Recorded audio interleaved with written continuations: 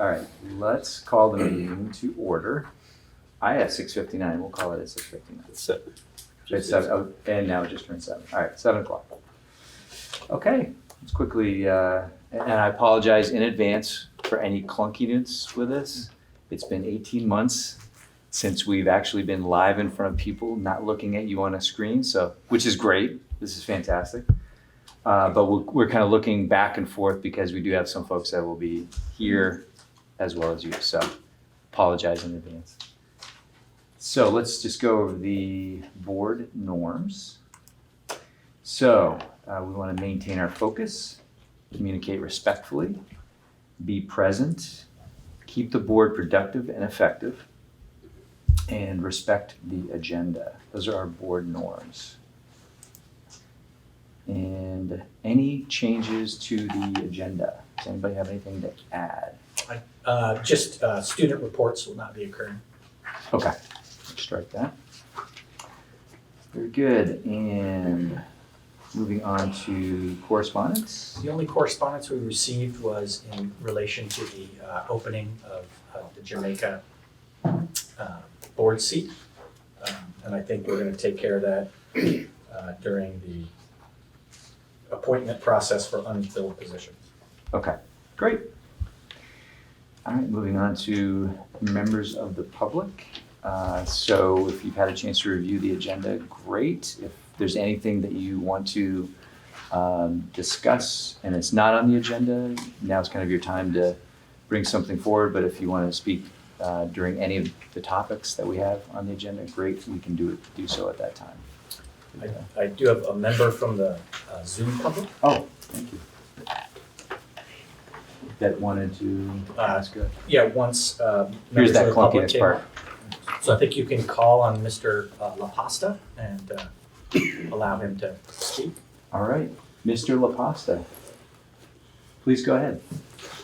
Hi, can you hear me okay? Perfect. Yep, loud and clear. All right, excellent. All right, hello, thank you for this opportunity to express my feelings on a matter. I'm here to ask as a parent, as well on behalf of other parents, that the mask wearing be made a choice to the individual families, as the risk to the children statistically is still very low, and the masks mostly protect the adults. And as the vaccine is available to every adult, and the choice to attend or not attend and homeschool is available. And finally, allowing our children the ability to express themselves with a smile or a frown, as well as allowing the educators to see this, is very important. Thank you. Thank you. Appreciate it, Mr. La Pasta. I don't have anybody in Zoom land. Nobody else? Okay. Oh, and we have Emily. I see that Emily has joined. Hi, Emily. Hi there. Sorry I couldn't be there in person. I just finished a meeting and I just couldn't take the time to drive. But thank you for allowing me to join this way. No problem. Thank you for doing the people's business. Okay. Student reports, we're not doing that. So now at this point, I want to turn it over to our very, very hardworking long-term planning subcommittee. They have been hard at work for 3 months now, give or take? Maybe Feels like- more? feels like longer than- 12 months? Well, we'll call it long term. So, we will put up our stuff, Phil. Yeah, I don't have your stuff. Here, I'll ad-lib while we're figuring it out. So, I was just gonna say, so they've been at work for a very, very long time, trying to figure out the best way possible to give our kids the best education that we possibly can while being I might have fiscally something. responsible. Oh, here we go. Suzanne's here. Okay. Thank you, Suzanne. And there we are. With that, I'll turn it over to Drew, and Drew, you can, this is your portion of the meeting, so I'm handing it off to you. And so So, and as we're working on getting our documents up and hopefully shared so that everybody in the room and on Zoom can see it. I think it's important to kind of go over the process that we went through. So this committee's been meeting every week. The administration has been doing an amazing job at providing us with information. I will say that we didn't give Bill much of a summer off because we were meeting every week looking for information and data. We kept Bill pretty busy. We went back and looked at information that this board has previously requested. We looked at building building structure studies. We looked at modeling that's been done previously. If the board has seen a document in the last few years, we reviewed all of that. We also reviewed what is required of the school district. We looked at the laws, we looked at the policies, we looked at the rules. The committee's done a ton of work as we work towards kind of this vision of what long-term West River Education District is going to look like. And I am extremely excited to present what our vision is and get the discussion started with the rest of the board and the public. And I'll certainly let the rest of the committee chime in at this point as to what you guys think of the work. Well, all four of us coming from different ideas and different thoughts on this, we actually came to common ground, which is amazing considering how pig-headed we can, all four of us, can be on things. Our vision is the same. It's to provide the best education we can for these kids, utilizing trying to take $1 and stretch it into $2.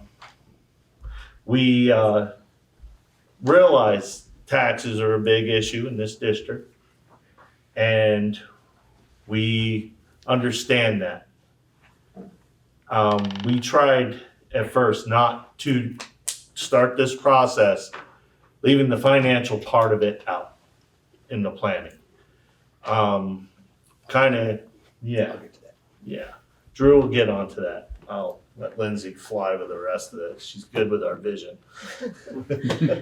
I feel like Drew has said a lot. We have met, I'm probably about 10 years now, I'm pretty sure. That's what it feels like. Yeah. And I think that it is pretty remarkable that we are all on the same page with what we're looking at, what our vision is. I think that the biggest push for us was obviously keeping this student-centered, and we want this to be absolutely the best school we can have, or school district we can have. We want students to get the absolute best possible education. And we basically decided the way to approach it would be, if we could do anything, like literally, if we could do anything, if we start with an absolute blank page, here are the things we have, here is what we have to do, what would the best case scenario be? And can we get there? So that's sort of how we started. Well, you guys have covered most of it. But I guess the biggest thing was, money and value aren't always the same thing. You can have two products, same exact price. One is way higher quality and more valuable than the other. So we want to go value with what we're providing our children. All right. So if we could put up the... Yeah, Suzanne, can you hear me? I'm going to share hosting duties with you so you can put up the work. Does that work for you, Suzanne Paw, out in Zoomland? Yes, I will make that work. The slideshow Yes. you're talking about? Please. All right, I'm making you the host. You got to give it back to me when you're done. Sounds good. You don't want it anyway.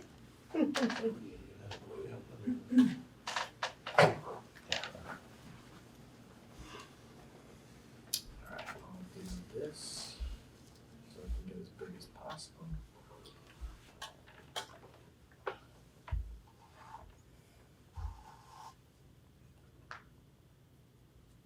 So while we're working on getting that up on the screen, I guess a couple things. What we'd like to ask from the board and from the public tonight is we want to share with you our vision. We want to share with you our work. We want you to take that vision home, and we want you to think about that and bring back your questions at a special meeting that we're requesting of this board in a couple of weeks.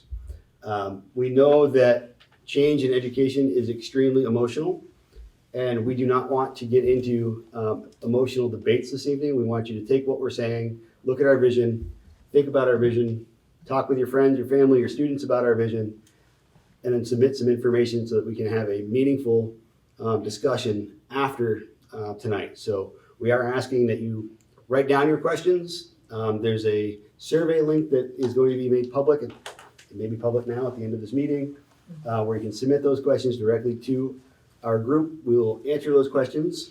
We're going to be asking that we have a week so that we have a chance to meet, we can get the answers to those questions, and then we'll be able to have a really meaningful discussion about your questions at a future meeting. I will say this is not a finished product. This is a vision for where we think the district should go, understanding that there's a lot of work left to be done on the details.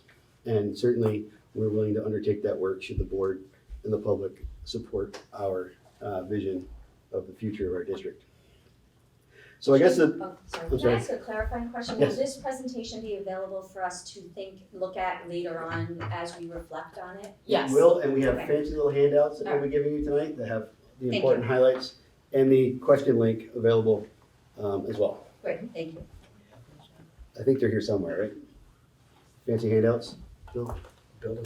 Bill doesn't have it. Bob, can we get you to print us some fancy handouts? If we give you the link for these folks? Probably. Perfect. We will get them before the end of the meeting. It'll also be on the website at the end of the meeting too. All right. So I guess the most important component is we want to make sure that we're acting as a single education district, reminding ourselves constantly through our discussions that we are a single education family. Our goal is to create an amazing learning opportunity for all of the kids K through 12. We want to break down the silos. We want to break down the barriers. We want to de-identify what used to be separate siloed educational institutions within our district. And we're going to bring everything together as one unit. And what we understand is that we can build something amazing and something great as we do that. Let's go ahead and move forward one slide.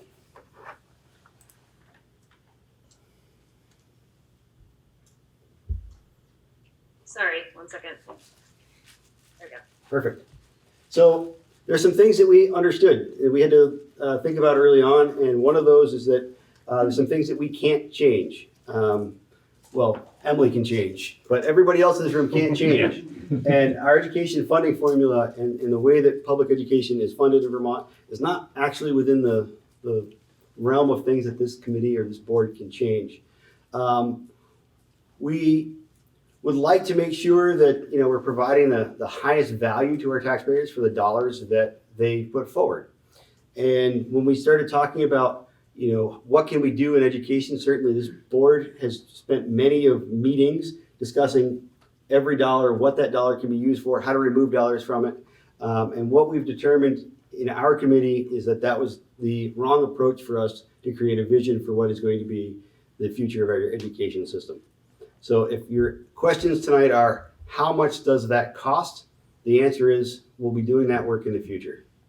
What we are focusing on right now is a student-centered plan, a student-centered vision, so that we can provide the best education possible for our students. As Lindsay said, we started with a blank slate. What is possible with the resources that we have available? So we know that the change is going to be challenging. We know that there's a lot of work to be done, but we're really excited about what we're about to offer. So now let's get to our vision. Like the little fly on the screen.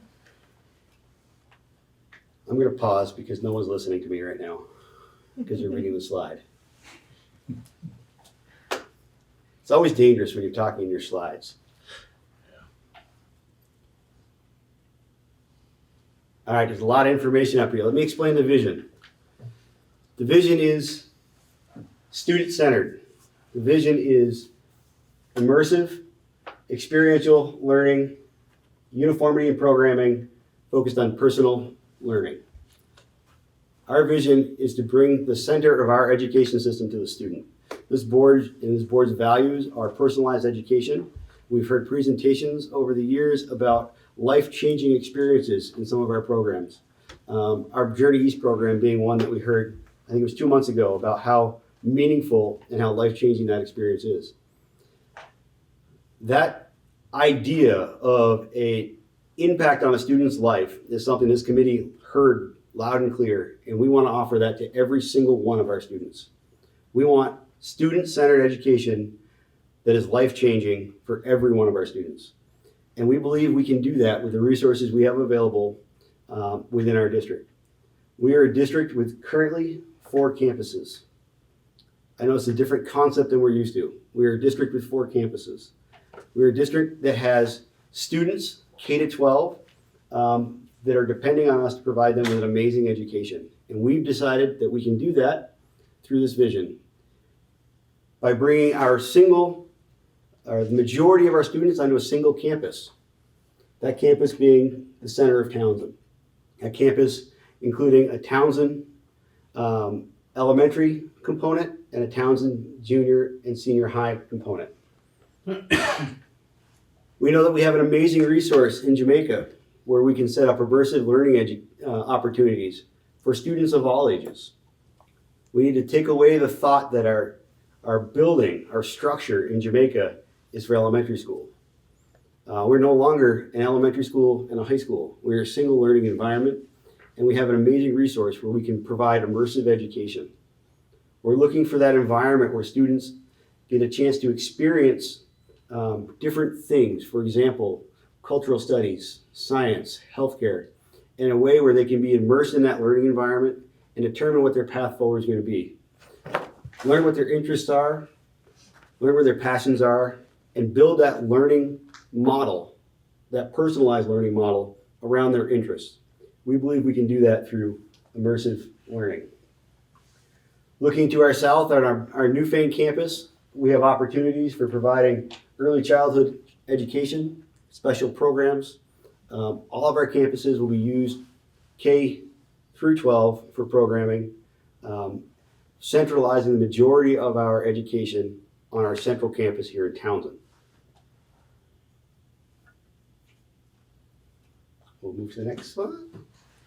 See the little fly? What's that? The little fly on the left. Oh, the fly. So what it means for our students, new opportunities, something this board has been looking for a long time. New opportunities for our students with experiential learning.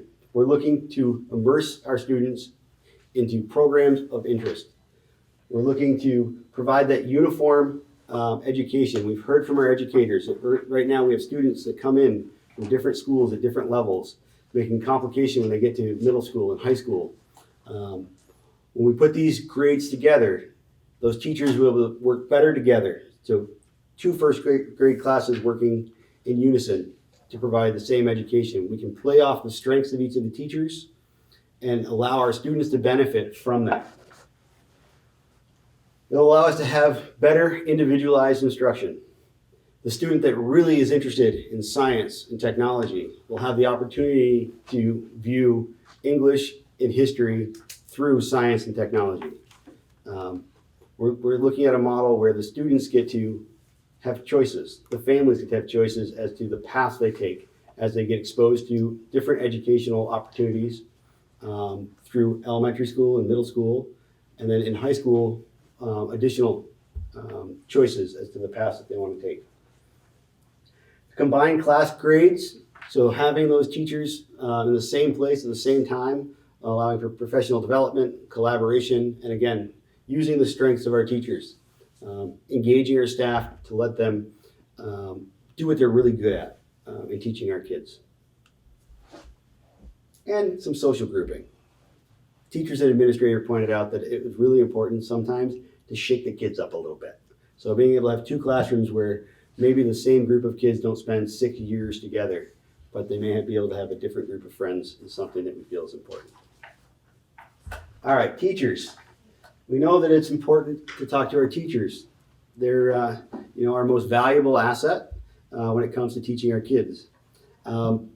Opportunity to collaborate, being able to work with your peers, being able to have larger groups, being able to focus on those areas of interest, we believe to be important, and we think that'll help with developing and supporting our students.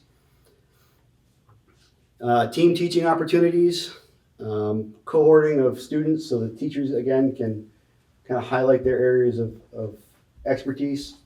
By bringing our student body to a central campus, we believe that it will save on time and make available more nursing, speech, OT, PT, which is more access to our students.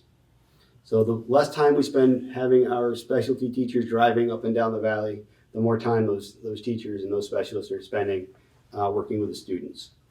It's a win for everybody. It's a win for the taxpayer, and it's certainly a win for our students.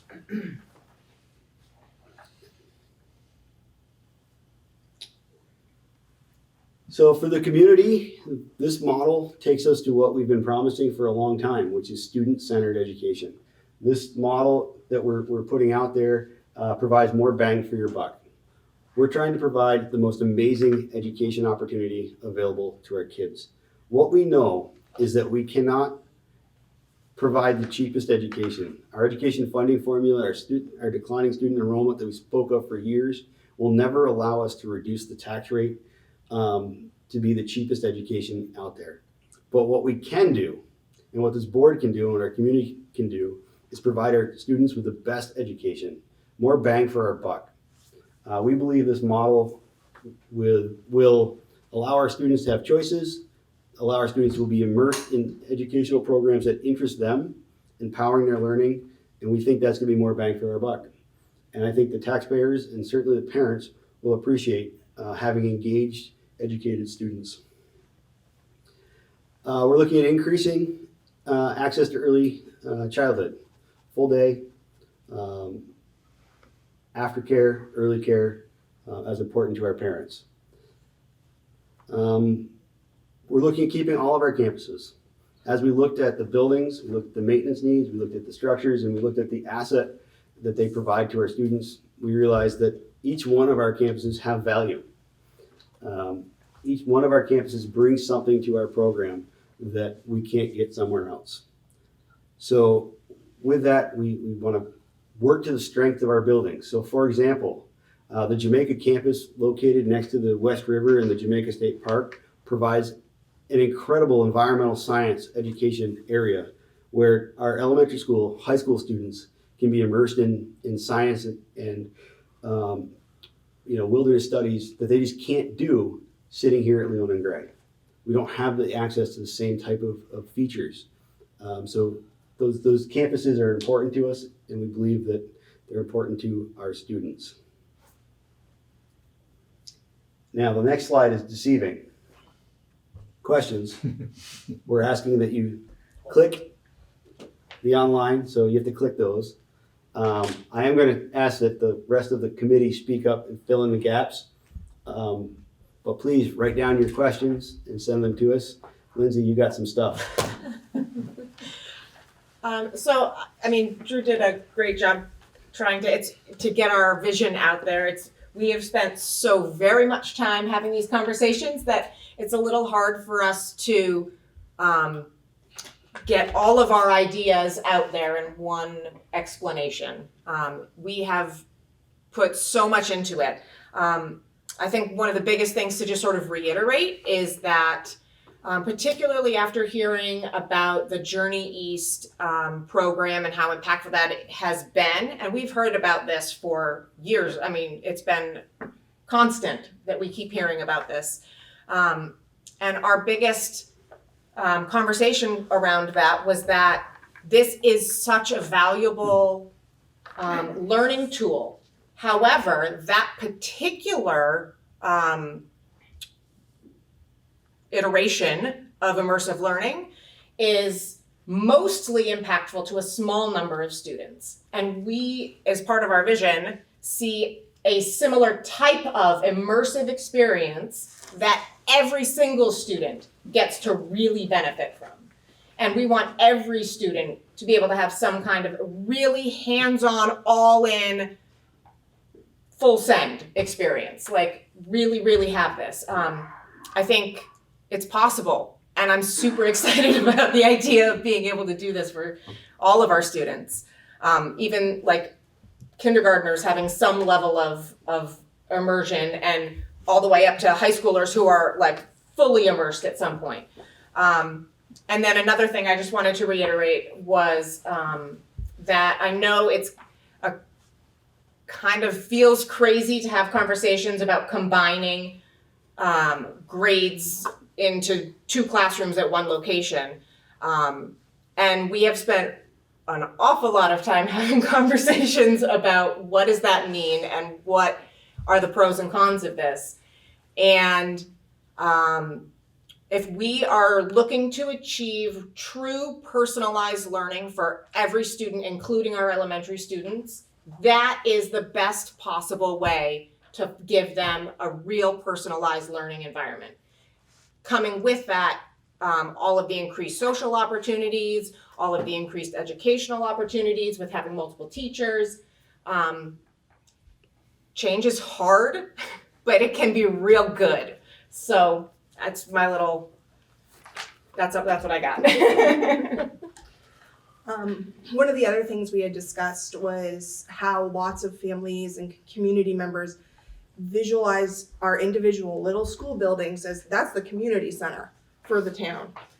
And we want to encourage that actually, but not necessarily like per center, as one larger community. Find ways to keep the community involved in our programs. We realize there are lots of members of the public that have stuff that to offer these students, wisdom, experience, and we want to encourage that rather than be a little more be standoffish, I guess.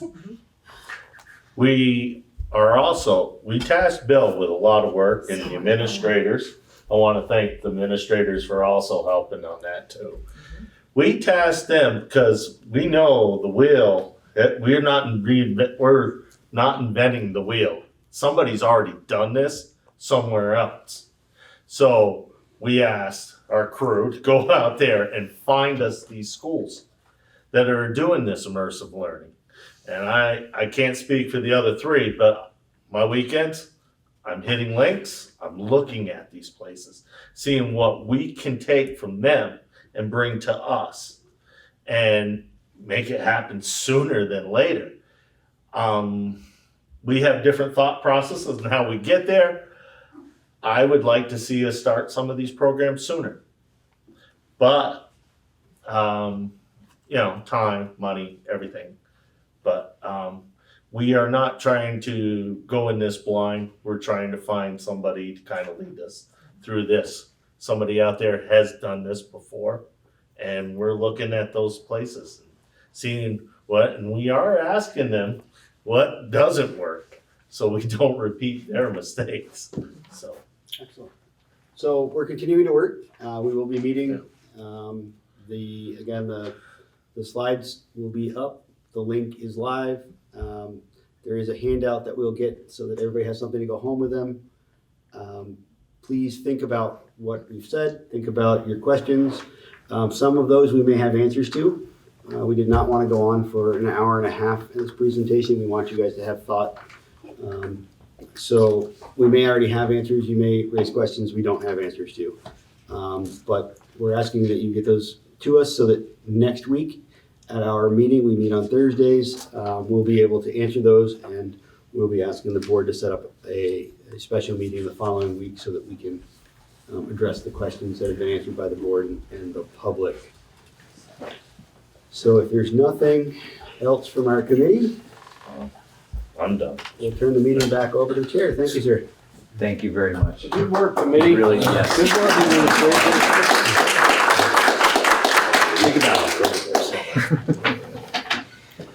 Thank you so much. So, Before you move on, could I ask? yes, sir. Suzanne, can you send the last page of the slide to Bob? He'll make copies for Oh, we need We have- the handout slide, the Yeah. handout. the whole, Suzanne, send that handout to him also, please. the one page. The infographic? Yeah, the one pager. Okay, and westrivered.org has all the links under future planning if you go to the homepage. We just want to make sure that we can give that to all the people that are here. So if the handout's coming, we'll get that printed off. To Bill, Send it to Bob. to Bob. Got Yeah, it. he has printing rights here in this building. Bill don't. Bill doesn't know how to do it. Let's just be honest, Bill doesn't know how to do There's it. a tech class on Tuesday at 2 o'clock. Immersive. Thank you, Mr. Chairman. Thank you. And actually, yes, before we move on, I don't want to say it's a question, but maybe a clarification. The survey link deadline for people to submit in order for you to timely So respond? if or- we can get those back within a week or so, that'll give us an opportunity to look at those at our meeting a week from Thursday. Okay, So we'll be able to answer them before the meeting. perfect. So Do you anything wanna that comes put a date after- on it? What is Wednesday of next week? 25th. The 25th. If you can get those comments to us by the 25th, that'll give us a chance to get you answers on the 26th and have them ready for the meeting on the following week. Perfect. Scotty's got a question. So would you like us to send that out to all the parents at our schools? Yes, please. So maybe we could come up with some common language so we could all send the same thing. So You got a whole flyer. that You can send. just, send along the infographic. That's great. Excellent. And I apologize if I missed it in those awesome slides. Did it lay out every building, what grade bands would be in it? Okay, All there. that's what I thought. That's a little. And on the handout. Yeah, all right. You see it on the handout. Excellent. Well, thank you very much. Really appreciate it. And yeah, look forward to seeing all the questions and comments. And actually, one thing before we move on, I just want to give the rest of the board the opportunity to have comments, because I think it was a great job. You did a fantastic job. So if anybody else that was not part of the committee wants to just speak to all of their efforts, I'd entertain that right now. I think you guys did a phenomenal job. Used your resources well, kept our administration busy. I don't think you even understand. There's a face over there that explains it pretty well. Yeah. Long summer. Keep All up right, the anybody good in work. Zoom land? Emily is good to go. All right. Well, very good. Thank you. Appreciate it. Moving on to COVID-19 Advisory Memorandum. The public has a copy of, should be 3 pages, you guys. If I could just give a little intro. Please. Okay. So I've sent you all of the board member, all a letter that comes from all the directors in the central office, director of curriculum, director of finance, director of operations, director of special ed, myself, all the principals, and the COVID coordinator. We're in a unique situation that we are no longer under a state of emergency. So when we're not in a state of emergency, any advisory guidelines that we get from the AOE, the authority rests with a school board. You guys are the final arbiters of deciding what will be treated as advisory or what will be treated as a mandate. And collectively, the cabinet, the principals, and the COVID coordinator are respectfully asking the board to mandate the guidelines and recommendations that are coming from the AOE. The only reason that they are not something that we have to follow is because we're not under a state of emergency. And we believe collectively that it's in the, as challenging as it can be with people on both sides, that it is the safety default that we would recommend running the West River Education School districts in. On Thursday, the WCSU Executive Committee met because they have employees, even though they don't run buildings.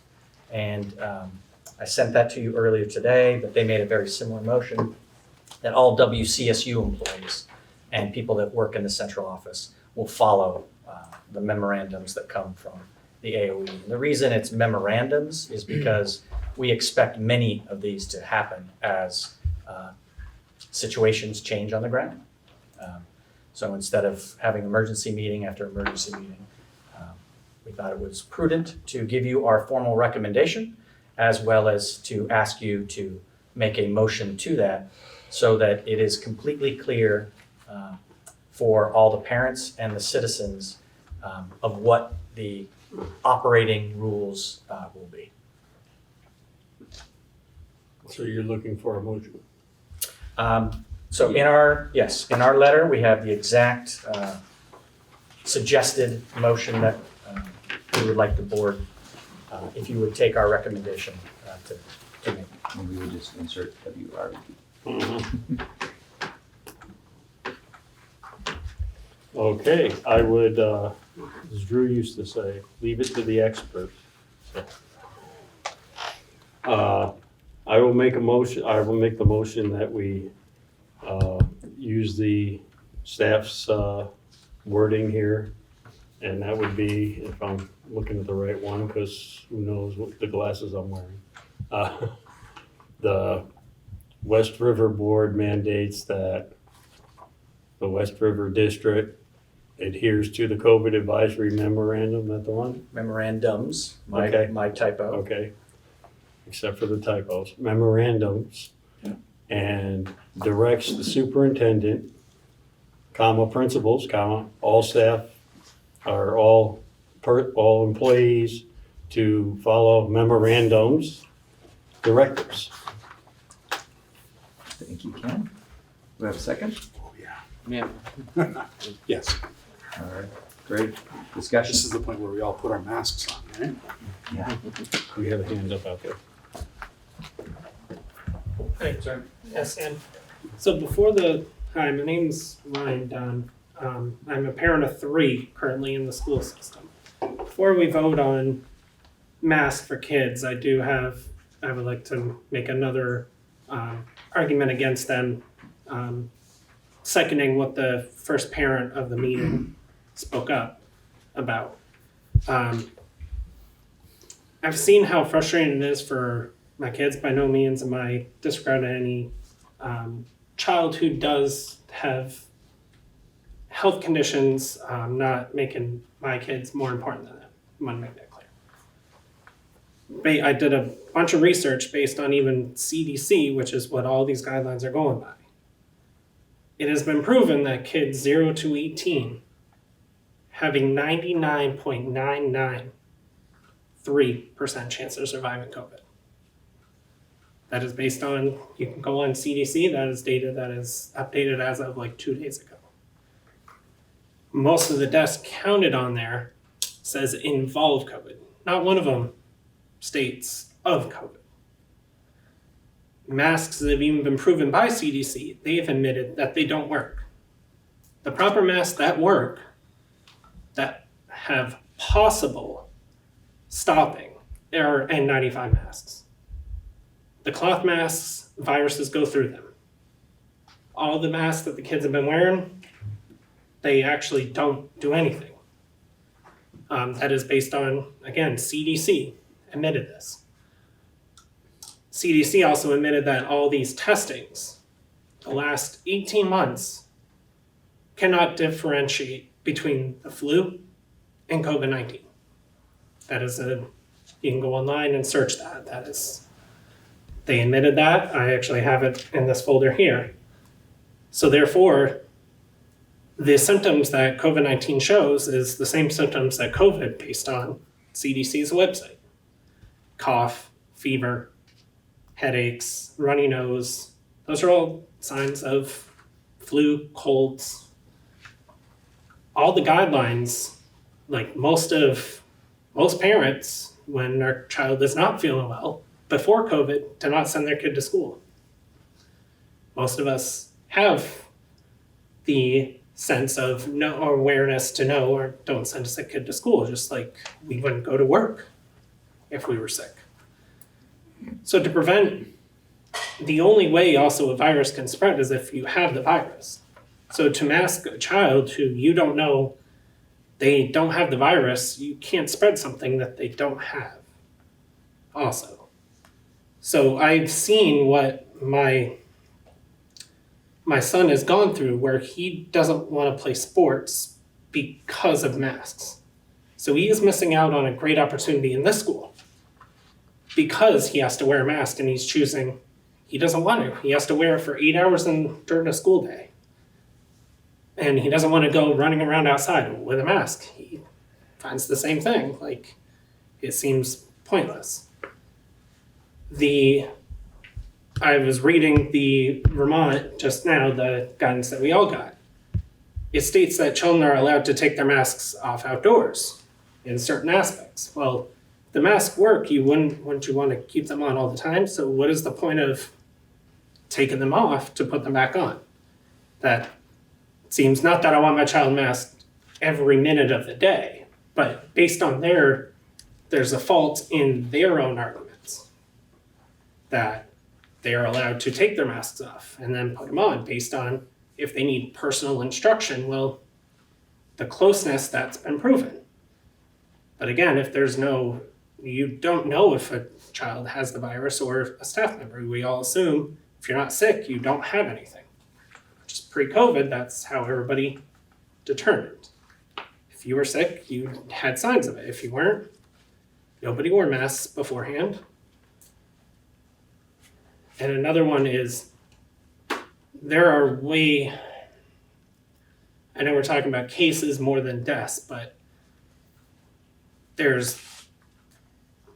sadly, children die more of like drownings and things like that than they have of COVID. But we don't ban anything. We just create safer environments.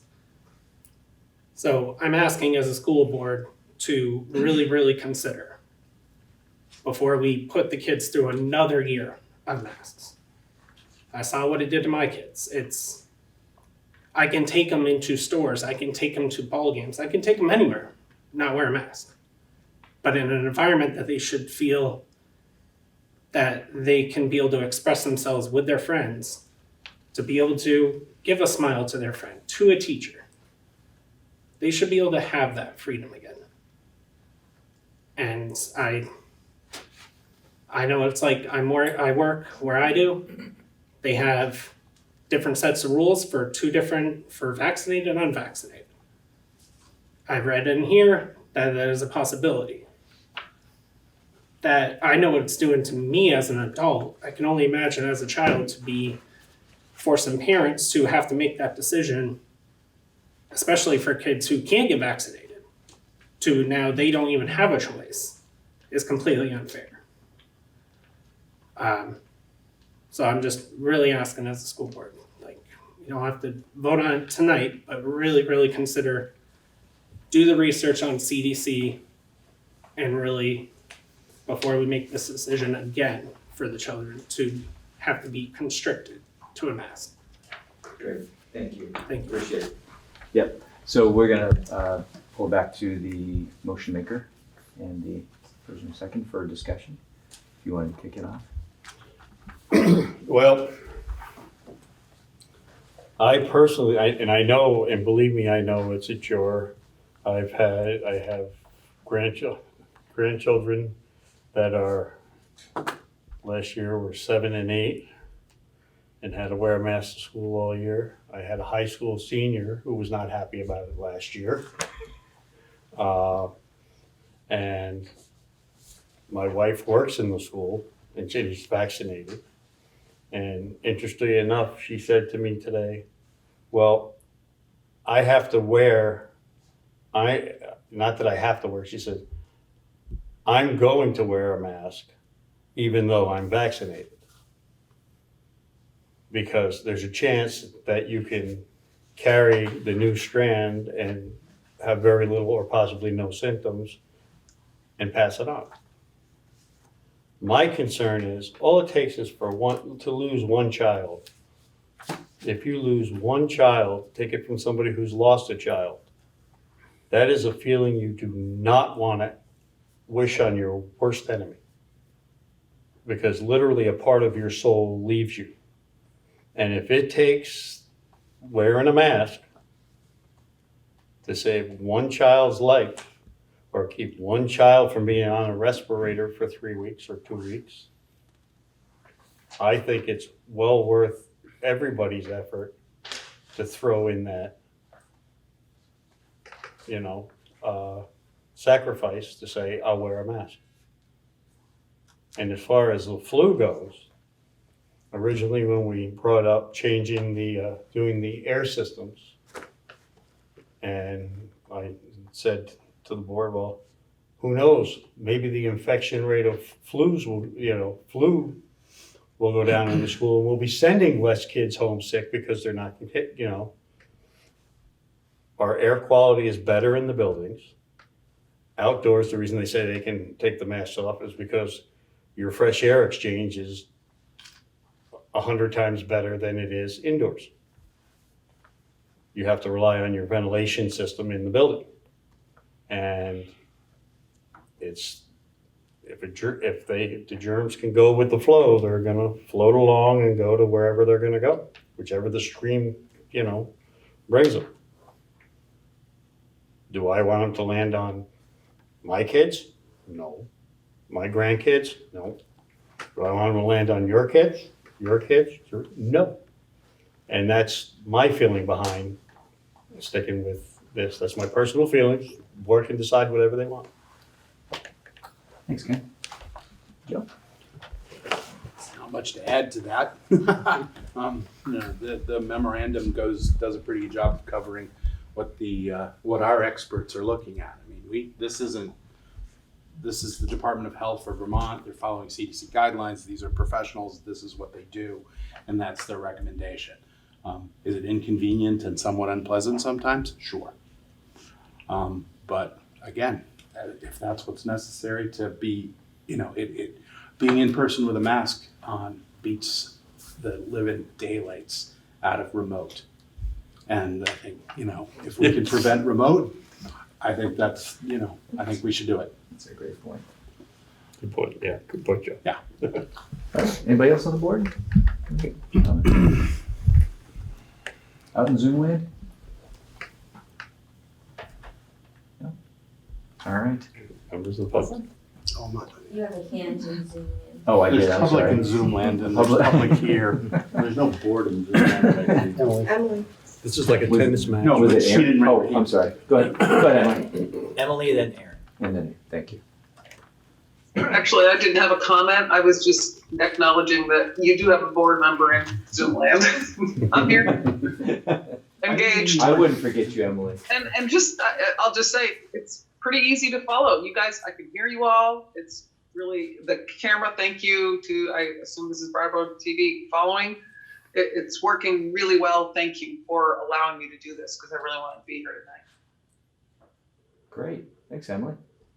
Actually, can I just say, I'm sure. in agreement with Ken and Joe. Say The again? motion.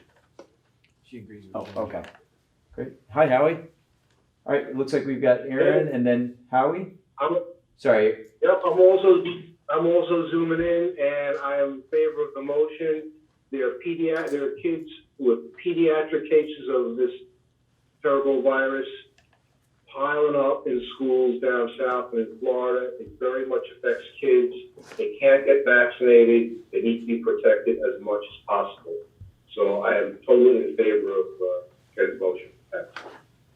Thanks, Howie. Sorry about that, Aaron. Go ahead.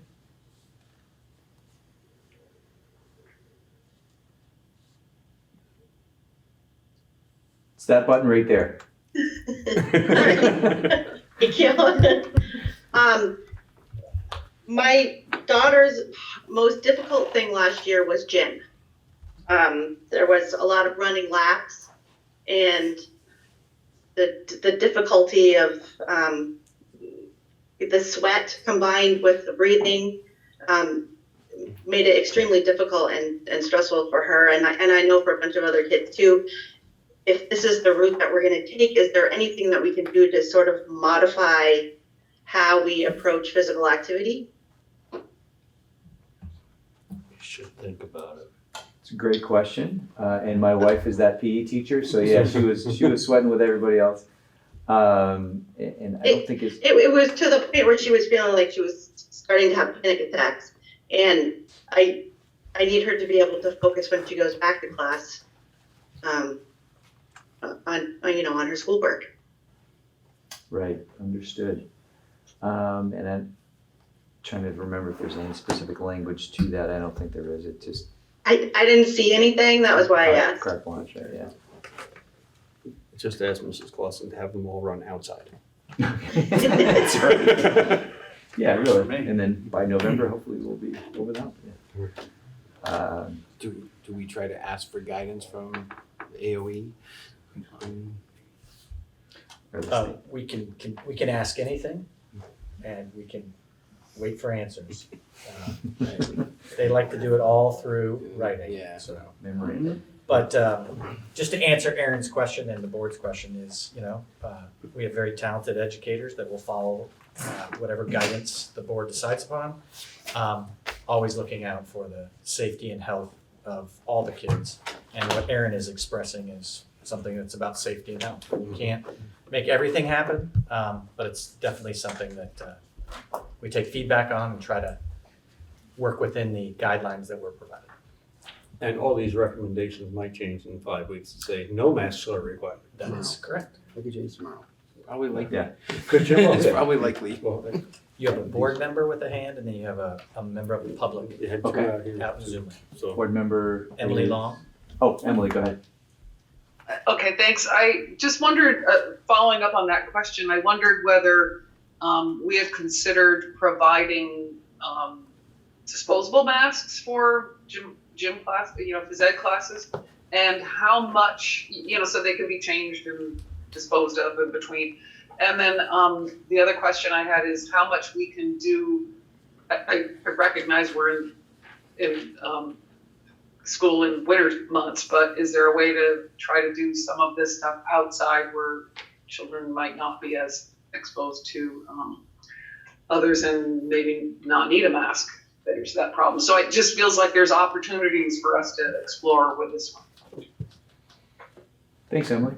Great thoughts and questions. And if I remember correctly, I think PE probably was outside for quite an extended period of, as long as you could, weather You have a permitting. PE teacher that has their hand up in Zoom land. They are number 2 after Crystal Court. Okay. You might know this one. Yeah, I'll let her answer. Crystal and then Terry. Hey guys, I'm just wondering, will all the students have to wear masks, or will the vaccinated students not have to wear a mask? So under the guidance being considered by the board, the first 10 days, everybody wears a mask. And then there are stipulations for 80% or greater, kind of is an epidemiological point from the Department of Health that they give different guidance on how that plays. That is in the, so the answer, Crystal, is yes, it will be different once after 10 days, depending on what the levels of vaccination are in the buildings, the population of the buildings, and the eligible population in those buildings. It is possible.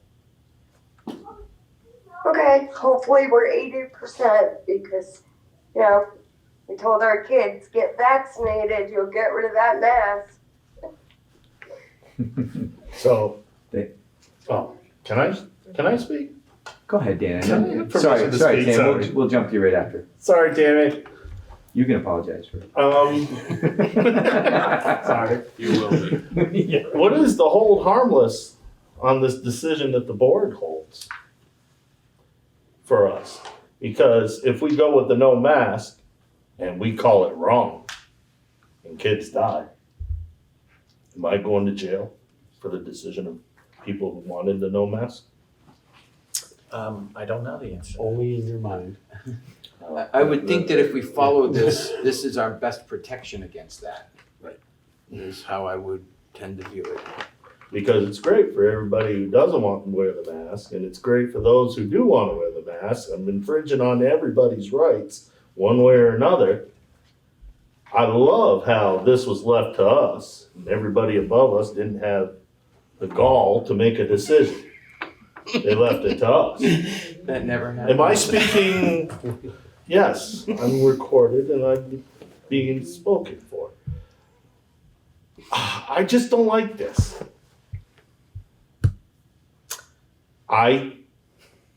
My daughter will be wearing a mask when she goes to school. We have an autoimmune in the family.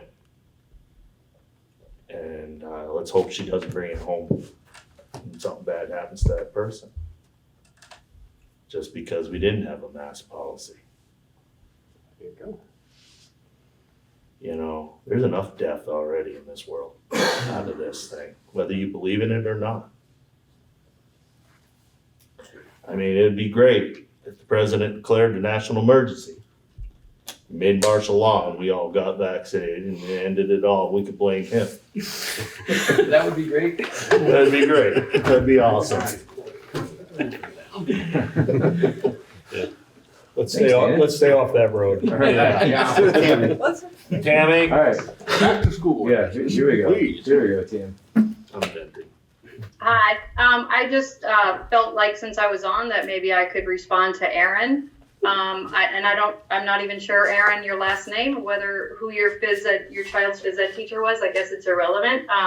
Just that we were following the guidelines set forth by the Department of Health and the Agency of Education.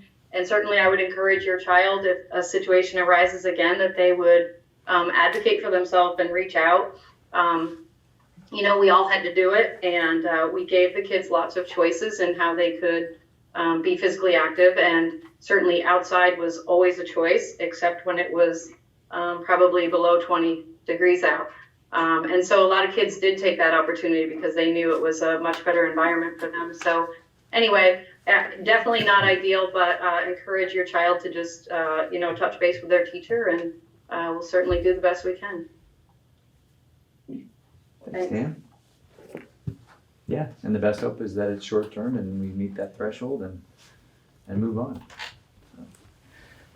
I apologize, did I miss anybody? Zoom land out here? Yeah, don't forget these guys out here. No, Not I know, Zoom I'm land, sorry. but you've got Sorry, I a got a very post patient in my public way. here. Oh, I am so sorry. Go ahead. My name's Mary Carson, and I think there's been a lot of good points that have been raised on both sides. My concern is that, as you all have said, that things have changed. Things have flip-flopped. The masks were great, the masks weren't great. I think, as this gentleman said, there's a large body of evidence to show that the normal masks under anything under an N95 are not going to stop the micron-sized virus particles. So I think that's a grave concern. And also to the fact of somebody being responsible. There are many school districts in the country that are giving the responsibility to the parents as to whether they choose to mask or not. By and large, the teachers and the staff who are eligible to be vaccinated are vaccinated, and they have the preponderance of risk rather than the children. The kids from 12 up are eligible now. They're still at very low, 0 through 18 is still at a very, very low risk. I don't think anybody can quibble about the fact that the guidelines have changed. You quote the guidelines, those are the guidelines for today, but the guidelines, as you just said, they can change in 5 minutes. And if they So- do, the board will react. So what is right? Where's the baseline? One of the baselines that has been absolutely studied has been the fact that the masks that especially the younger kids wear, and really all people, are full of pathogens. There's been at least 2 studies that have been sent out to universities, and they've been tested, and the amount of pathogens found on the masks after only several hours of wearing has been abominable. You know, And my question is, if they were found on the mask, imagine if they weren't wearing the mask. They were found on the mask because they weren't able to get out. And one of the other things that people are ignoring is the fact that what is all of this doing to the kids' immune systems? Because the immune systems are not being challenged any longer. And that can cause a big problem, especially later on. And I would encourage you all to seriously think about making it a parent responsibility, a parent optional, especially since the most vulnerable of your staff are vaccinated. And if they're vaccinated and if it shouldn't be a problem, I have a hard time justifying putting children in masks all day long.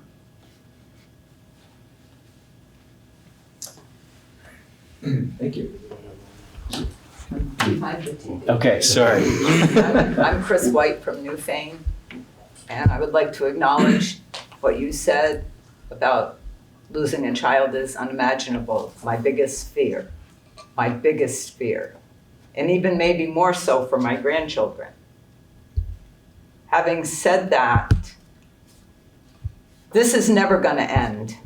If you think that this is the last time that you're going to be facing this, there's going to be more iterations of COVID than you can possibly imagine.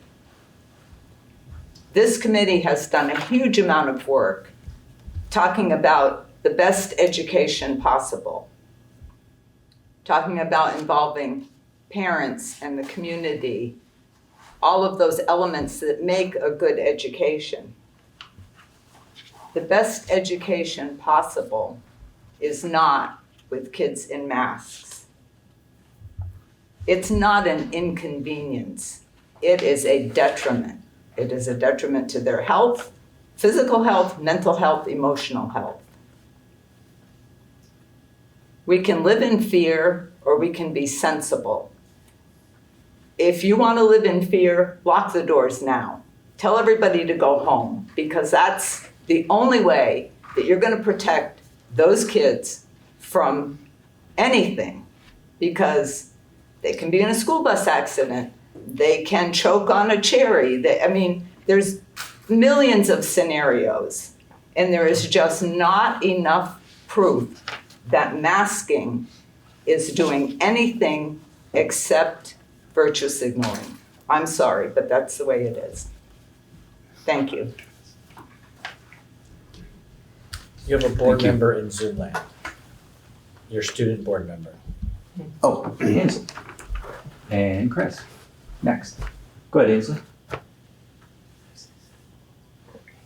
Hi, everyone. I thought I should speak on this because I am your student board representative, and I will be living with whatever consequences you guys pick, whether we wear masks or not. And obviously I would rather not have to wear one. I'm gonna be a senior, and I'd rather not, but I do understand that you guys are trying to think about this and go with the best possible choice for this entire district, and the safest way possible.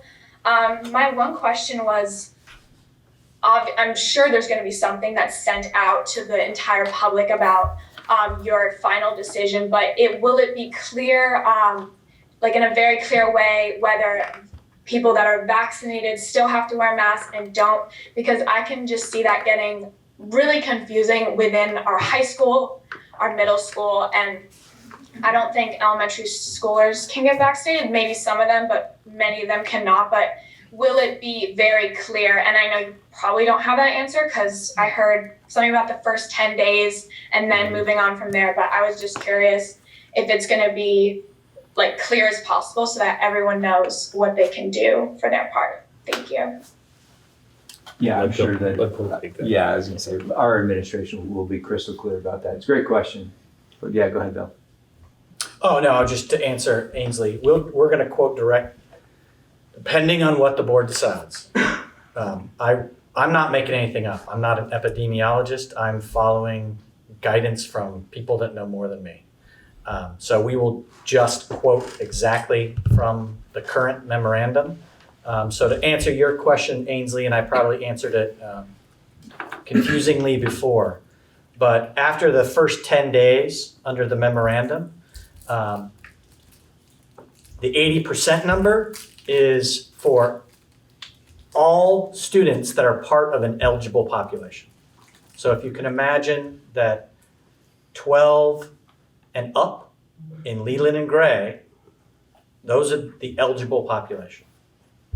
And once 80%, according to the memo, once 80% have been fully vaccinated, then nobody 12 and up has to wear a mask. But if you have an 11-year-old in the same building, they are not eligible, so they would not be part of that eligible population to not wear a mask. So that is the dividing line, eligibility for a mask. Thanks, Bill. All right, I think we have Thank Chris, you. and then, did that help? Yes, absolutely. Oh, good. All right, so we're gonna go Chris and then Drew. Hi, this is actually Sarah Webb. I'm on Chris's computer. Hi, Sarah. Hi, I'm a parent of 2 students at Newbrook, and I would just like to show my support for requiring masks. They are the only form of mitigation and prevention that we have available for the unvaccinated population, which unfortunately is our children.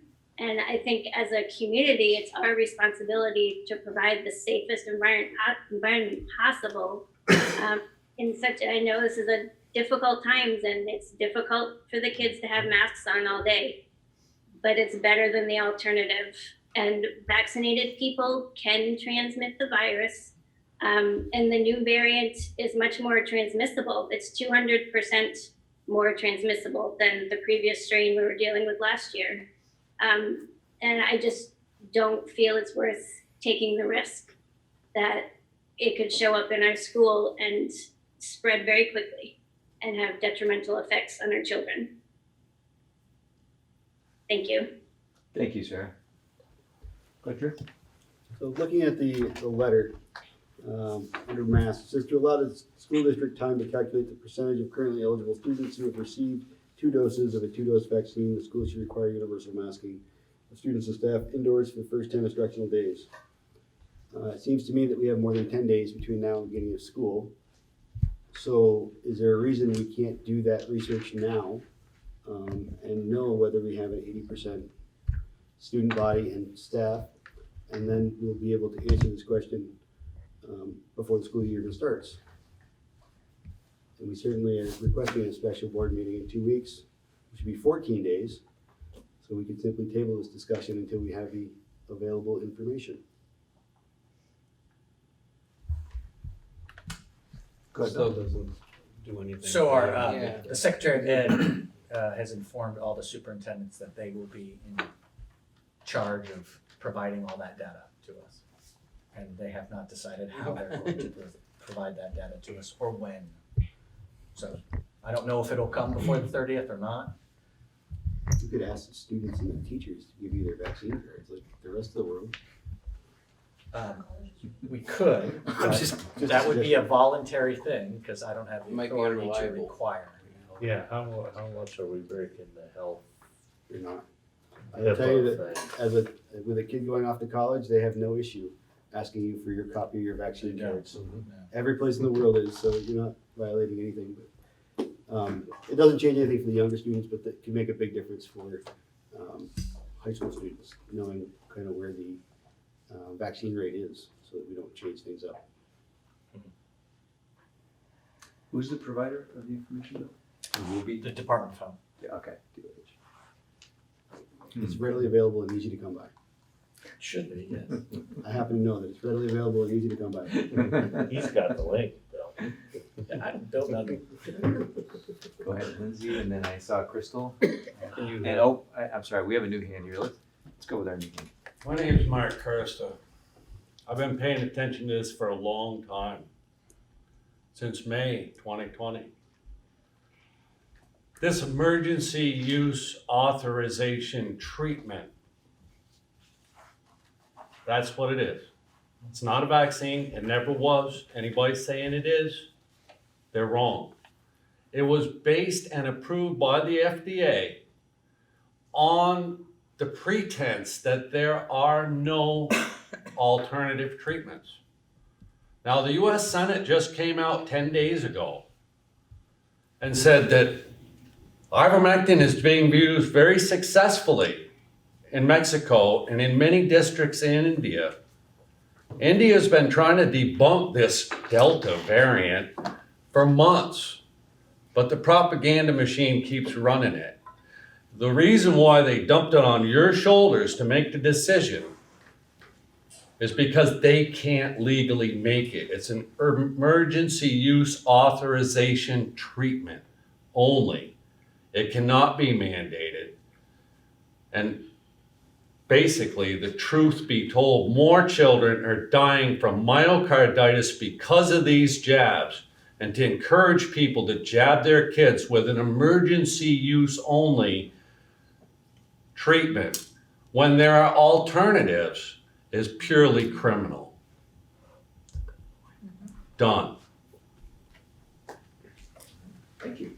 Lindsay and then Crystal. So I just would like to point out, I know that we all know this, that the risk to children for COVID, serious illness or death is really, really, really small. And so the percent, and just to remind everybody, I actually looked it up earlier because I wanted to make sure I had the right number, 0.057% of all COVID deaths. 0.057%. This is the number we're talking about. And if we're talking about kids wearing masks to protect themselves from a 0.057% of if you get it, that you will be one of these deaths, if you get it, 0.057%.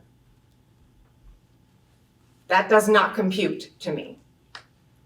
If we're talking about kids wearing masks to protect adults around them because maybe they could get it and pass it along, if that's the conversation we're having, then my concern is that anybody at all, certainly in the state of Vermont, I think in the entire country, who wants a vaccination has had absolutely every single opportunity to get a vaccination.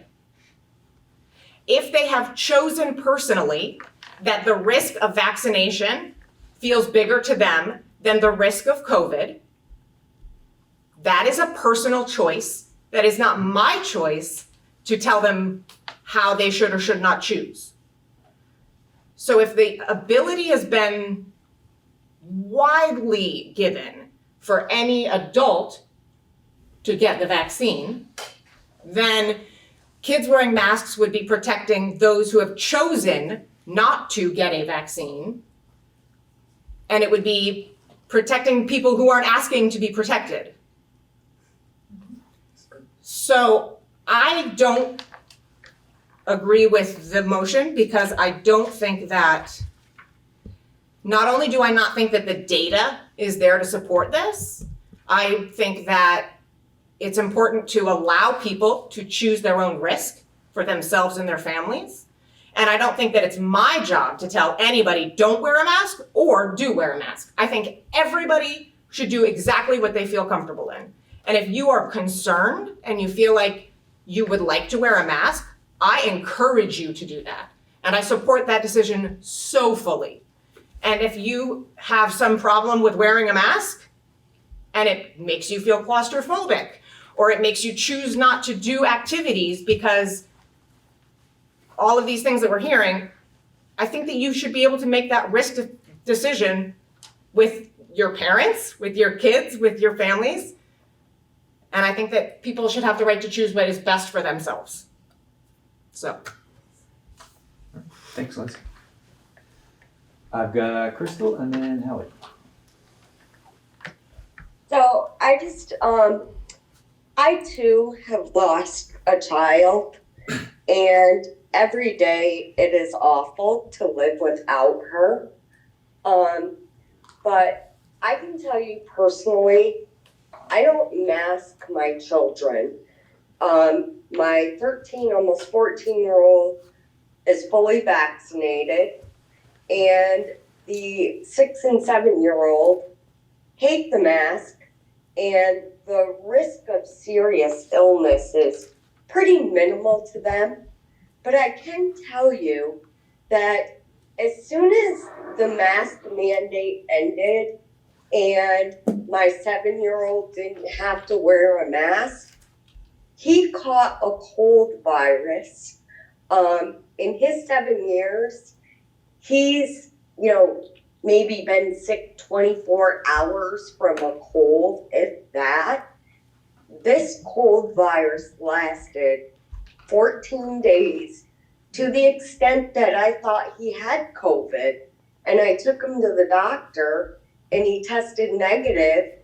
And the doctor said, we're seeing this in a lot of people because their immune system is weak because we've been masking. So these little cold viruses that you kind of need to keep your immune system strong, they're not getting them. So when they do, the recovery time is crazy. This is a kid that you almost never knew he had a cold unless you heard him a little stuffy at night. We attend Wyndham Elementary, and everybody knows it's a very small school. Both the teachers are vaccinated, and both teachers have made it pretty apparent that they would hope it would be up to the parents, but they will follow the guidance given by either the school board or the superintendent. But honestly, our hope at the Wyndham School is that the kids won't be masked. The parents can decide, if they want to put their kids at risk.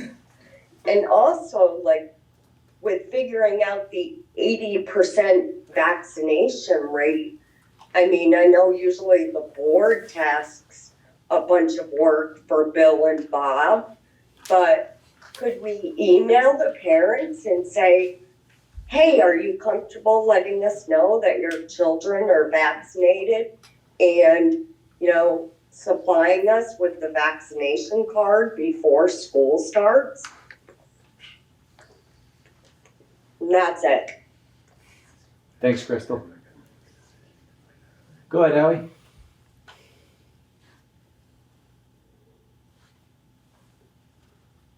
Hey, I'm looking at a article right here that says, as of Saturday, there are 1,900 kids in the hospital with COVID, as hospitals across the South are stretched to capacity fighting outbreaks of this COVID.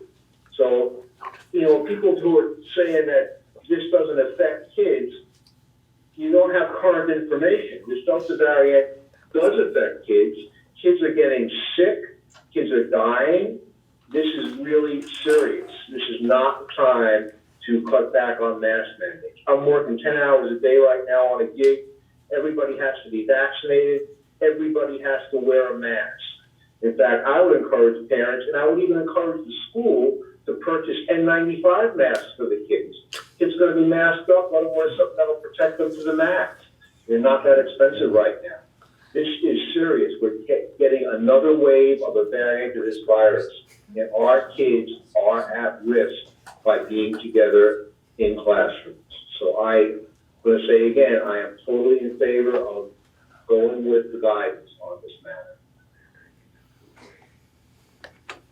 Thanks, Howie. Thank you. Thank you. Appreciate it. Go ahead, Mike. I just want to point out that obviously the guidance can change either way, right? So, everybody could get vaccinated and Delta variant and all this stuff could get less and they could say no masks, right? So, that's definitely a possibility. I certainly appreciate all the comments from online and from the audience. I keep coming back to, you know, we're supposed to do what's best for our community and for our kids in our schools. The AOE has put out the guidance, our administration supports the guidance. I'm not a fan of masks, but I think it's the safest way to proceed, and then hopefully the guidance changes and it's not needed. That's just my 2 cents. Thanks. Oh, sorry, I got Bob, and then go ahead. Leanne. I just want to pitch in a little bit here. So, first of all, everyone, what I said about kids wearing masks in schools, yeah, I'd love it if they didn't have to. So I just want to start off by saying that. Much better for everybody. This summer we've enjoyed not having them on in the building, kids that are at camp, so on and so forth. It's been great. That being said, I want to just bring people back to the layered mitigation approach that we had this past year. There's a lot of different layers to what we were doing, okay? So as vaccines eventually became, you know, in the spring, but previous to that, that was a layer that we didn't have access to. So we utilized masking, we utilized distancing, and we utilized sick policies, and we utilized screening as kids came in. And I'll tell you firsthand that we had numerous parents who would send their kids to school with symptoms on a regular basis, and that we had to send home. We had numerous parents violate the travel ordinances, and we had to send home once that came to light. So you have numerous layers for that very reason, because if one of the layers fails, you have other layers.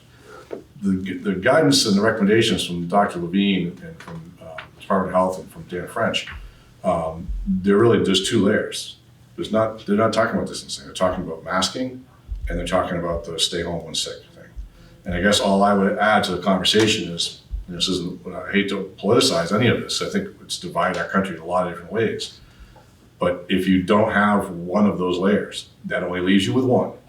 And I will tell you that we had a problem with people being honest, sending kids to school when they're sick for the last year and a half, for the last year, and I foresee that being a problem moving forward. And so that's just one thing to think about. So what you'd be doing is you're reducing yourself from all those layers down to one. And then the other thing I just want to mention, there's been a lot of conversation about what the CDC has to say about these things. And certainly the CDC has stuff that's all over the place. I think we can all agree to that, right? But I'm looking at their website right now, and updated on August 13th. It says if you are not fully vaccinated and over age 2, you should wear a mask in indoor public places. And then it says if you are fully vaccinated, to maximize protection from the Delta variant and prevent possibly spreading it to others, wear a mask indoors in public if you are in an area of substantial or high transmission. Click on that little button and it brings you to a search mechanism for your county within your state. And if you do that, like I just did, it'll tell you the exact same thing it told me, is that Windham County in Vermont is considered substantial transmission. Not high, but substantial, or orange, not red. So I'm just pointing out that information. I'm not making a judgment on it, but that's what the CDC is on that right now. So even for vaccinated people, they're saying indoors you should be masked in our region. Thanks, Bob. All right, Leanne, and then you have David. I was actually going off of something that Mike said, it resonated. Our decision needs to be on what is best for our students. And who knows what's best for our students more than their parents? Mask, no mask, fine either way, as long as it's a decision made on the individual level that complies with what that family needs. Thanks, Leanne. I'm sorry. When you're done, I'd like to say one more. Gotcha. So Drew, then David, then Ken. So I guess based on what Bob just read, the memo we're voting on is outdated. I'm sorry? The memo that we're voting on, based on what we just heard, is already outdated. Because according to this memo, once you're 80% vaccinated, you don't need to mask anymore. And based on the CDC recommendations you just read, there is no 80%. So we're voting on outdated information. We should all be masked right now. Do we really want to vote on outdated information? Or we be better off getting updated information before we vote? We are voting on not the memorandum, but the memorandums as they come. Regardless of inconsistencies. regardless, well, This is a blanket vote that whatever comes down the pike we agree to is basically what we're asking us right, to do. and if we have, if we, like I said, if we have to revisit, if we feel it's completely, you know, off the wall, then we can revisit it. And, you know, I'll let them go on. Well, Go ahead, David. Sorry about that. David? Okay, yeah, sorry. I guess my question to the board right now is, what is the big problem with leaving this decision up to the individual parents? Why are we not allowed to choose, and why is my son not allowed to choose whether he wears a mask or not? Why is this going to be based on, in this situation where a bunch of people are jumping on the internet and quoting this and quoting that? This is no different than Facebook. That's all I've got. Okay, thanks.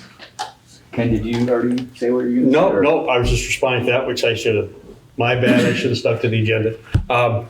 I just wanted to point out that we could easily say, well, every parent can choose, and if, you know, hopefully there will be no consequence to that and do that, or we can, and make everybody happy. Well, we still won't make everybody happy, because those who feel that the kids should be masked, regardless of whatever, they're going to be offended. So the only way that I can see that we can make everybody happy is to just turn time back so far back that we can just insult everybody's intelligence and have one school that doesn't have masks and one that does, and we can segregate our children. So let's face it, nobody's going to be happy. So, you know what I mean? So we don't want to do that. We don't want to, my kid has to go to this school and travel this far because they don't want to wear a mask. So no matter what we do as a board, we know we're not going to make everybody happy on this decision and probably every decision we make and have made. And it's not this is not an easy topic. It hasn't been. This board has been working overtime, and driving our administration a little. I think they all lost weight in the last 2 years, which is good for you. Maybe we'll keep it up, you know, keep you healthy. But I can, you know, there's no possible way to make everybody happy, because even if you come up with a solution is we'll have a mask school and a no mask school, then somebody's going to complain about something else, about the distance that my child has to go 3 towns over when they were only going 1 town over. And, you know, so you're not going to win anyway. And I know it's a hard decision. There's been many hard decisions since this came out. And everybody's, you know, we're not going to make everybody happy. And I really wish we could, but it's just not going to work to make everybody happy. So we have to make the tough decision. So whatever we make the decision, whatever happens, it happens. And hate mail goes to the board chair. Right? Certainly does. You got 2 in Zoom? Yeah. You got some in the audience. Okay. I just want to say I was going to say, boy, what a great time to go to a vote. But yeah. I'm hoping that we have some new evidence, new comment, because quite honestly, I think we've heard everything. Maybe not though. So we're going to go to a few more hands. Let's hope we have some fresh ideas and fresh thoughts. I had 2 up here, so I have David, Jocelyn, and then Chris. And Chris. Andrew. And me. Okay. Let's just go all night. Sorry. So who are you calling on, Jocelyn? sir? David, Jocelyn, Chris, Drew. David, did you want to speak again? I saw that your hand came down. Yeah, but it's the same. I don't want to keep repeating myself. I really do feel that the parents and the children that are going through this should be the ones making the decision. Okay, thanks, David. Go ahead, Jocelyn. Hi there. I'm a Newbrook parent of 2 kids, and I just wanted to speak in support of masking. I really believe that school should be as safe as possible for everyone and accessible to them. And while there may be some kids who don't have high risk, who are healthy, or don't have high risk members of their household, that's not true for everyone. And some people have, I know I have an elder parent in my household who is vaccinated but may not fully respond to the vaccine. And other families have other medical conditions or cancer in their family, and we really should be, I'm very comfortable masking my children and acting really as a community member to support all the people in our community, including those people who will not respond well should they be exposed to the virus. Thank you. Thank you, Jocelyn. Go ahead, Chris. Are there alternatives for any parents who may justifiably have issues with their own children, no matter what those concerns are? Can they go to a Zoom class? Have you or has the AOE made a consideration across the state for parents who truly and legitimately have these concerns? So rather than the idea of no, making your own decision, this is a public education. Do those parents need to say, okay, I need to homeschool my kid, or what? Where are you at with that as far as your considerations? I can give a factual, but not an opinion. Okay. So in general, if a decision by the board is made to follow the guidance, it would be exactly like it was pre-June 16th, 2021. We're following the guidance just like under a state of emergency. So you would have, if you chose not to have your child wear a mask, you wouldn't be allowed to come to school. And your option would be to homeschool. Okay, there's no Zoom, there's no other alternative. You're simply saying this is a mandate, even though there is no it's a mandate now being made instead of through the governor's office, through the Department of Education? Through the individual school boards. So the governor So you made a choice. are making the mandate. That is correct. I got it, okay. Yeah. Okay. Go ahead. Andrew and Lindsay, sorry. Just 2 things. I would hope that this board does not make this decision based on their liability, because that is the wrong thing to do. It should be based on what's best for the kids and families. And second of all, God knows the CDC is never wrong. That's all I have to say. Thank you. Okay, go ahead, Lindsay.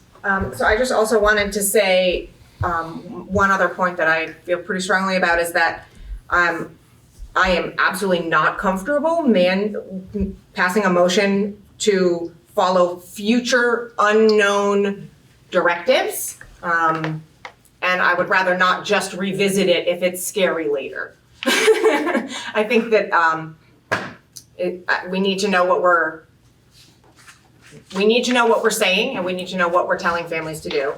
And it needs to be based in data and not based in emotion or he said, she said, or, well, this person said I should, and maybe the AOE now says this, and it's gonna change, but without all of those things that have been provided to us, did not include data. They have not given us data. And when we look for the data, we are seeing that it is not a huge risk for children. We are seeing that more children died from the flu during I think it was the 2017, 2018 year. They were estimating 600 flu deaths in that 1 year. And there have been a total of 345-ish, this is a couple days old, COVID deaths of 17 and under, in the 18 months that we're talking about here. So if we're saying that this is so serious that we need to wear masks, then we need to not be making this motion. We need to make the motion that anything that is this specific risk factor, whatever, pick a number. Let's pick a number. Let's decide what's risky and say everything that is that risky is too risky. And now we're not going to do those things. But it needs to be based in something measurable so that people know when it is coming and when it is not there anymore. Otherwise, we're just going with the flow.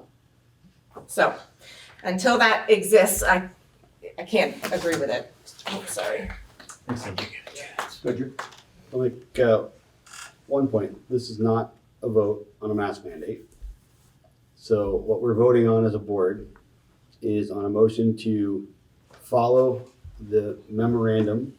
It doesn't actually even specify that the memorandums have to come from the Department of Health, but I'm making the assumption that the motion was from the Department of Health because the motion is not clear.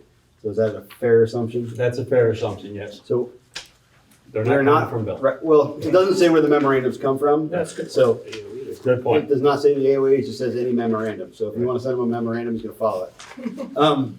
But we're voting on a memorandum approving this moving forward. And I can't support a open motion to support whatever happens to be sent our way. I think that the board has a responsibility to look at these and decide what's best, especially if the state of Vermont has decided that they don't want to make these decisions, they're going to throw them down to the local, then we should have this conversation every time one of these memos come. We've gotten really good at having meetings. We do it every single week. So we don't have that problem. And I think that, giving this kind of blanket, we're going to follow whatever they throw at us, I think is not doing the public justice. So I can't support that. And I'd like to call the question, Mr. Chair. All right. Hopefully we don't even have to call the question. I mean, is there any? My only response would be before we do is, and it was, I said before, if he's done, can I speak? So I'm going to speak anyway. Has it ever occurred to anybody the reason that before there were so many, there was a minimal amount of children even being brought up as getting COVID was because they were wearing masks, they were social distancing, and they were remote. I don't know what the statistics are on that, but just a thought. And believe me, I'm not anti-mask and I'm not pro-mask. I would love to see everybody go to school and there be no problems, but it's on us, so the question was called, let's do it. Before we do that, before we call the question, we're just gonna avoid the 2/3 vote. Okay. Is everybody ready? We can just go Yes. ahead and vote, period. Emily is. I heard her. So- She said yes. We are. All right, very good. And obviously, we're going to do a roll call, so. Just back to Drew's point, since Ken made the motion, do you want to amend your motion to include From the Department of Agency Health. of Education and Department of Health before the COVID-19 advisory? And if you're amending it, do you want to amend it to limit it to the specific one we're talking about? Right, do you want it to be S or not S? Right. Dated. Memorandum Dated August 4th. Okay, I honestly feel, I have no problem being more specific, but I do not think that it's fair to the public to turn around and say, new memorandum came out, got to hold a meeting tonight, we don't have a quorum, we can't act on it. That's my problem. You see what I'm saying? If we go, you remember last year, the updates changed every couple of days. And if we don't have a quorum, we can't amend anything. So if we're stuck saying, everybody's got to wear masks and it's lifted, then you're making them wear masks longer, if you want to look at it that way. But you got a hand over there. So that's, I won't Okay, amend, just- I will not amend it to just one, it'll be, Okay, so Ken, so just so we're clear on that. but it's subject, you know, You were more specific about who it's from, Agency of Education, Department of Health, correct. but not limiting it to this specific memo. Go ahead, Bob. Yeah, I just want to, just from an implementation standpoint of what we're going to be doing on the ground, if things change, as Ken points out, that, you know, if we're waiting to change what we're doing, if a memo changes based on how you guys meet, once, I mean, right now, it's fine, the kids aren't here, it's not fine, still a pain in the neck, but it's manageable. But once the kids are here, it becomes problematic to implement changes if we're waiting for board meetings. Yep. But I'm not saying go one way or another, just letting people know that could be a logistical hassle at the building level. Okay, great. Amended. Is everybody I'll ready to amend my vote? second as well. You'll amend the second, thank you, appreciate it. Are we ready to vote on the amended motion? Yes. Excellent, great, let's do a roll call and let's start with our Zoom friends. Let's start with Howie. Yay. Emily, Yes. I think that was it, correct? Out in Yes. Zoom land? All right, start down here. Yeah. Nay. No. No. Dana? Yes. Yes. Yes. And I'm a yes. How many yeses, how many noes? 4 no's. 6 yeses. 6 yeses. 6 yeses, 4 no's. Okay. Yes. 6-4. 6-4? Yep. Okay. All right, the motion carries. May I make a Thanks. comment? It won't affect the vote, but sure. I just like to leave you guys with one thought. Since you passed that, and that's great. What happens if everybody masks and one child here dies? Just think about that. Even worse, what happens if we don't mask and one child dies? You said you passed it. No, but that's what I'm saying, but what happens? All right. Moving on to new business. Appointment process for unfilled position, the one-year appointment from Jamaica Rep. I never got Yes. around to Is that person here? Right. emailing her. I was supposed to. Yes, you were. Yes, I was. Ooh. Well, she's like a ghost rep. She did, we put the letter, Yeah. she sent to the chair. So, She sounds very qualified. But she's been on a board before. I don't know if that counts as a qualification. She's not her first. Well, if she's listening in on this meeting, I don't know if she's still. Yes, is Ann in the audience? Yeah, Ann, are you in the audience? Please. and so the way this would work is the board would give direction to the chair, because the chair has to consult with the select board of the town. Okay. So it's been helpful to actually have a person Yes. to consult with, rather than just consulting in hypothetical. I'm sorry, I did not email. Have you done your consulting yet? No. Drew, I hope you're happy your weekly meetings are keeping him from emailing. That's good. So you need a motion to have a consultant? We need a motion to allow the chair to I'll consult with the move. select board about this candidate. I will second that. Perfect. Go for it. Who was the motion? I'll make that. Motion. Second. Any discussion? No? All right. And unfortunately, I think we have to do roll call for everything, right? Since we have Yes, these since we're comments and split. Zoom and- Yeah, all right.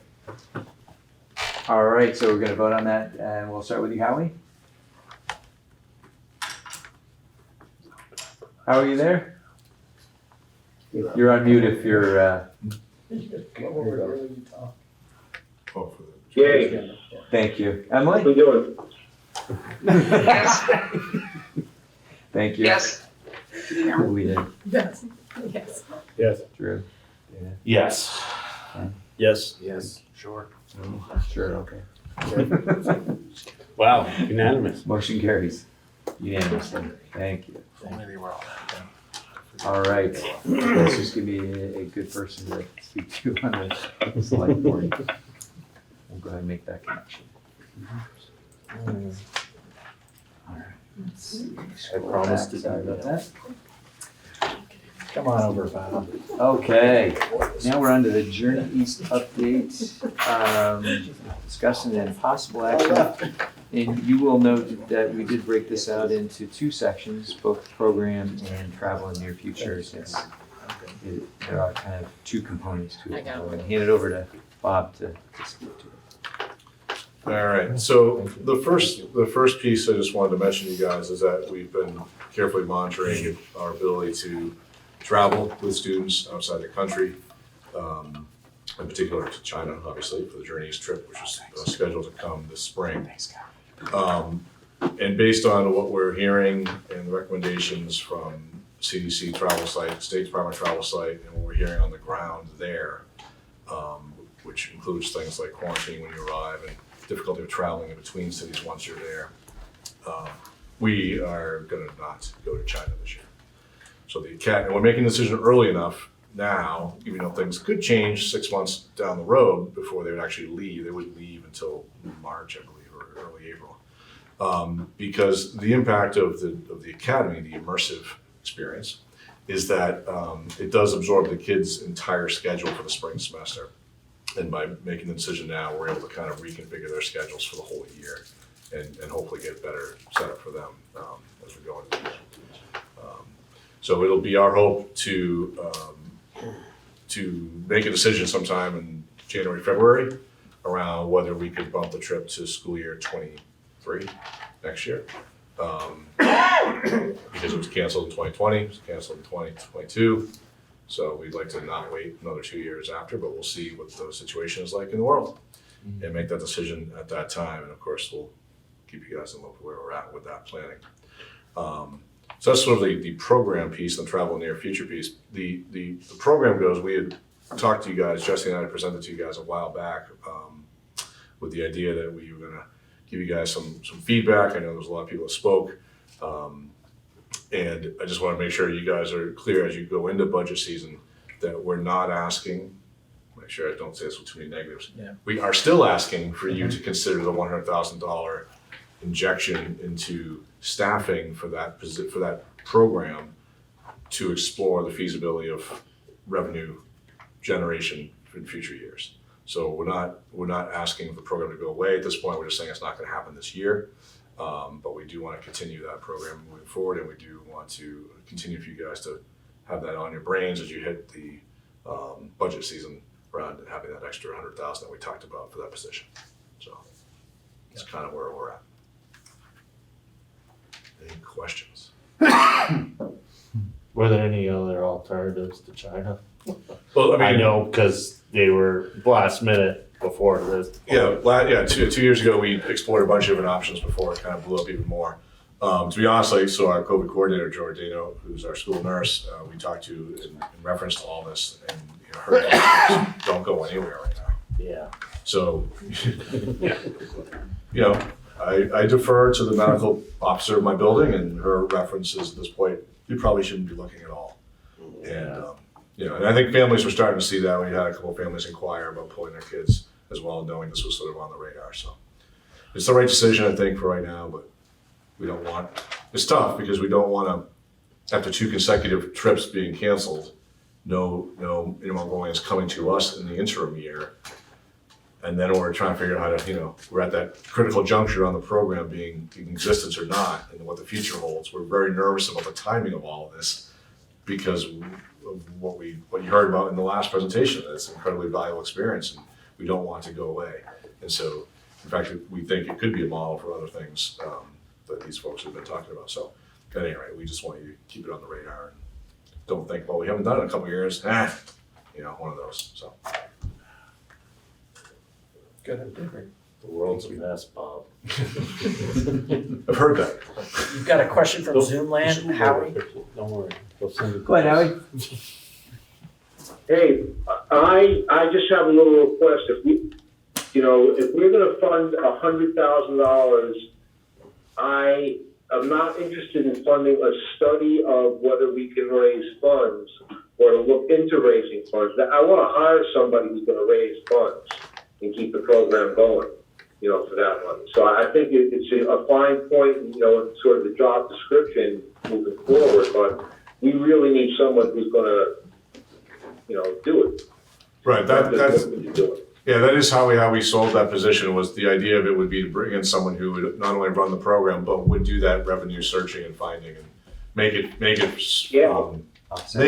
But the idea we proposed was that it was a couple of year commitment for you to do that, with the hope that they would then bring in that additional revenue and be able to, control their own costs. But that's where we're at. So Yeah, you guys, I'm sort of hoping putting that part in the first sentence of the job description, because that is key to the program. Yep. We need to hire somebody who's going to fundraise, and they need to know if there's no fundraising, we can't keep running the program. yep, you're absolutely right. Thanks. Thanks, Alan. No, you can stay for next one. Yeah. Is there action that we need to take on this? Do we need to make that? We're just letting you know it's not happening. Information, okay. Great. And he still wants money. And during budget season, the That, request yes, will still be for coming. 100,000, okay. Yes. Yeah, got it.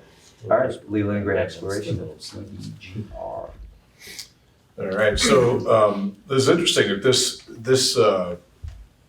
conversation has really grown this spring out of our experiences with COVID. And what we as a staff recognized was that even when kids came back into the building live, we struggled to engage them. And there's lots of reasons for that. I won't bore you with all that, but kids will engage with their learning when they own their learning.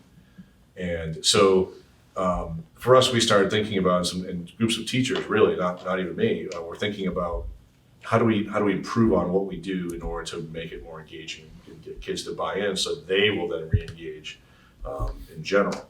And so one of the things that we had tried in recent years in pilot programs was using project-based learning.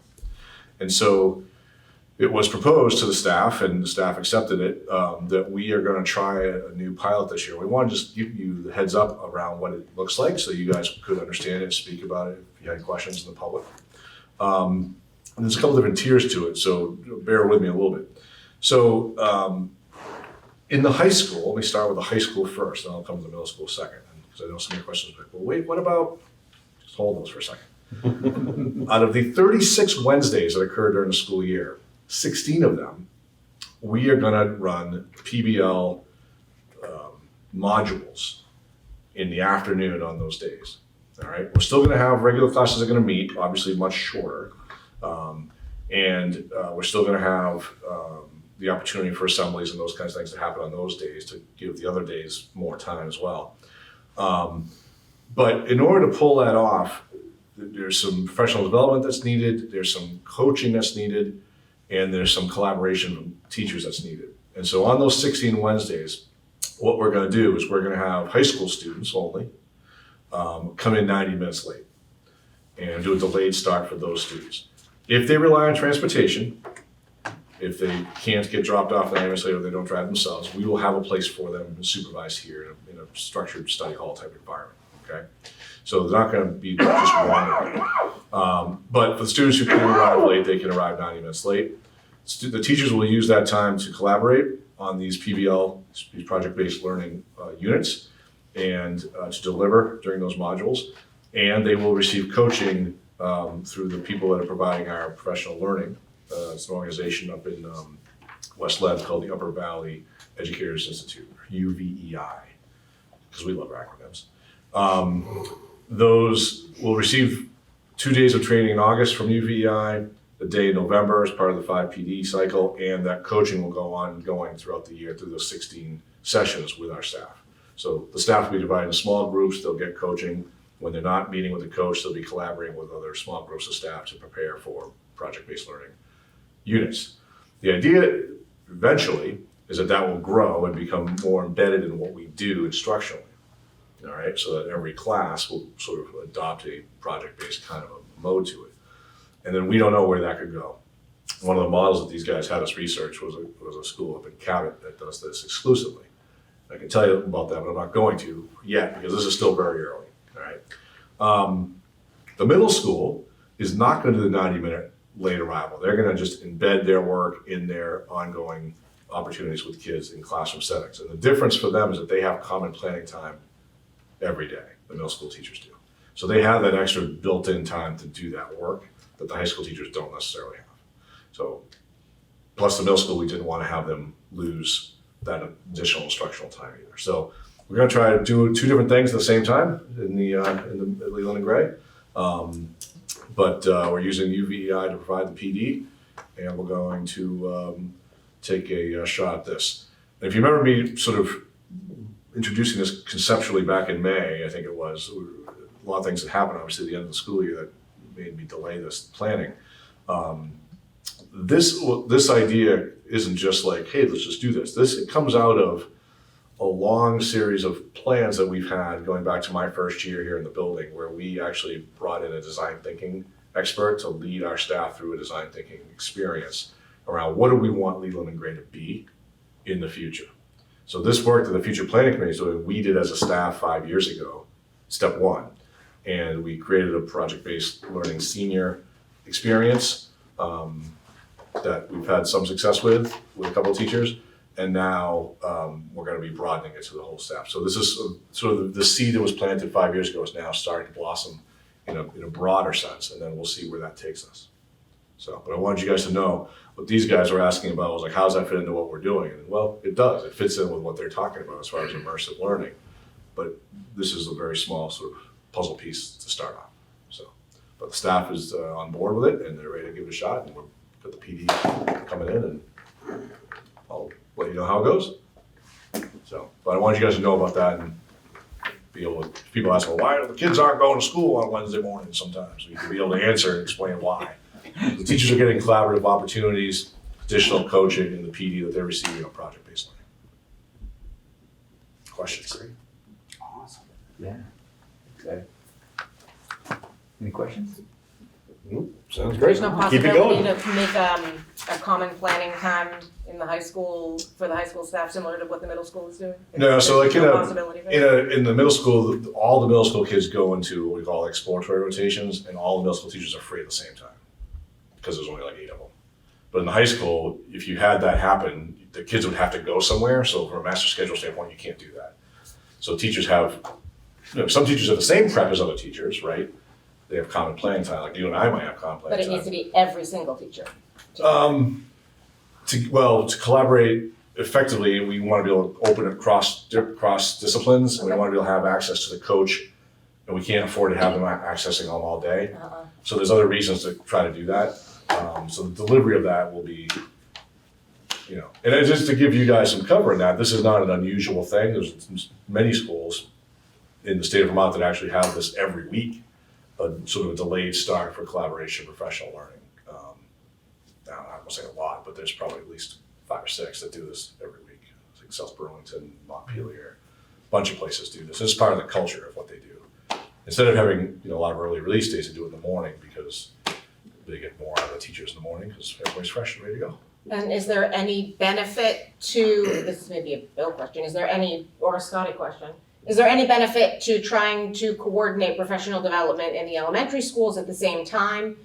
Maybe taking away from whatever some other professional development time is in there so that parents don't end up with this weird delay with kids in multiple schools and somebody goes and somebody doesn't and now you have to come for the ride or whatever. Yeah, well, part of our thinking with the high school doing it, not the middle school, was sort of that we figured the younger kids are going to have, the parents are going to have more of a struggle with getting kids here as well. And we didn't want to create logistical nightmares for families. And we figured high school kids are either driving themselves, driving with a friend or a sibling, or if they have to take the bus, and there are some who do, obviously, then we'll provide a structured environment for them. So it really wasn't going to have, we didn't believe, as much of an impact on the family situation as it would be if you did that at an elementary building.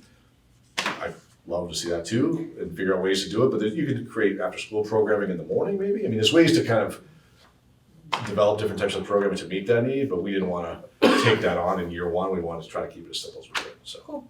Could I comment too? I think that the PD itself would have to be very different, Lynn, for the high school teachers versus the teachers. Of course.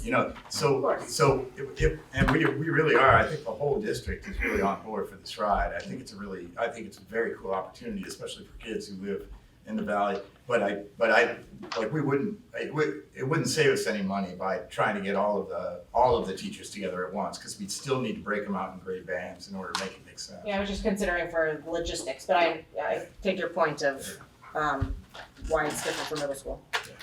We'll see. Thanks. Thanks, Bob. As long as it's constructive for the high schools, those 90 minutes, they're not getting into.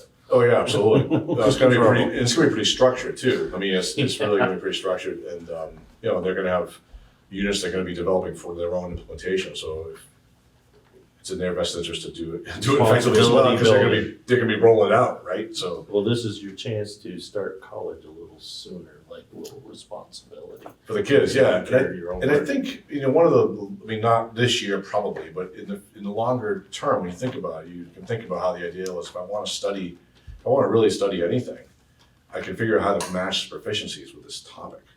There's no magic necessarily in the content per se, other than the delivery of skills. So you think about, now there's some content that we want kids to know, obviously, but at some point it becomes like more of an interest, and the skills become the important thing. So being able to deliver the skills through a variety of ways is really where the magic's at. So we want to set something with an EMT program, is with rescuing, there's proficiencies we can cross off around that. You know what I mean?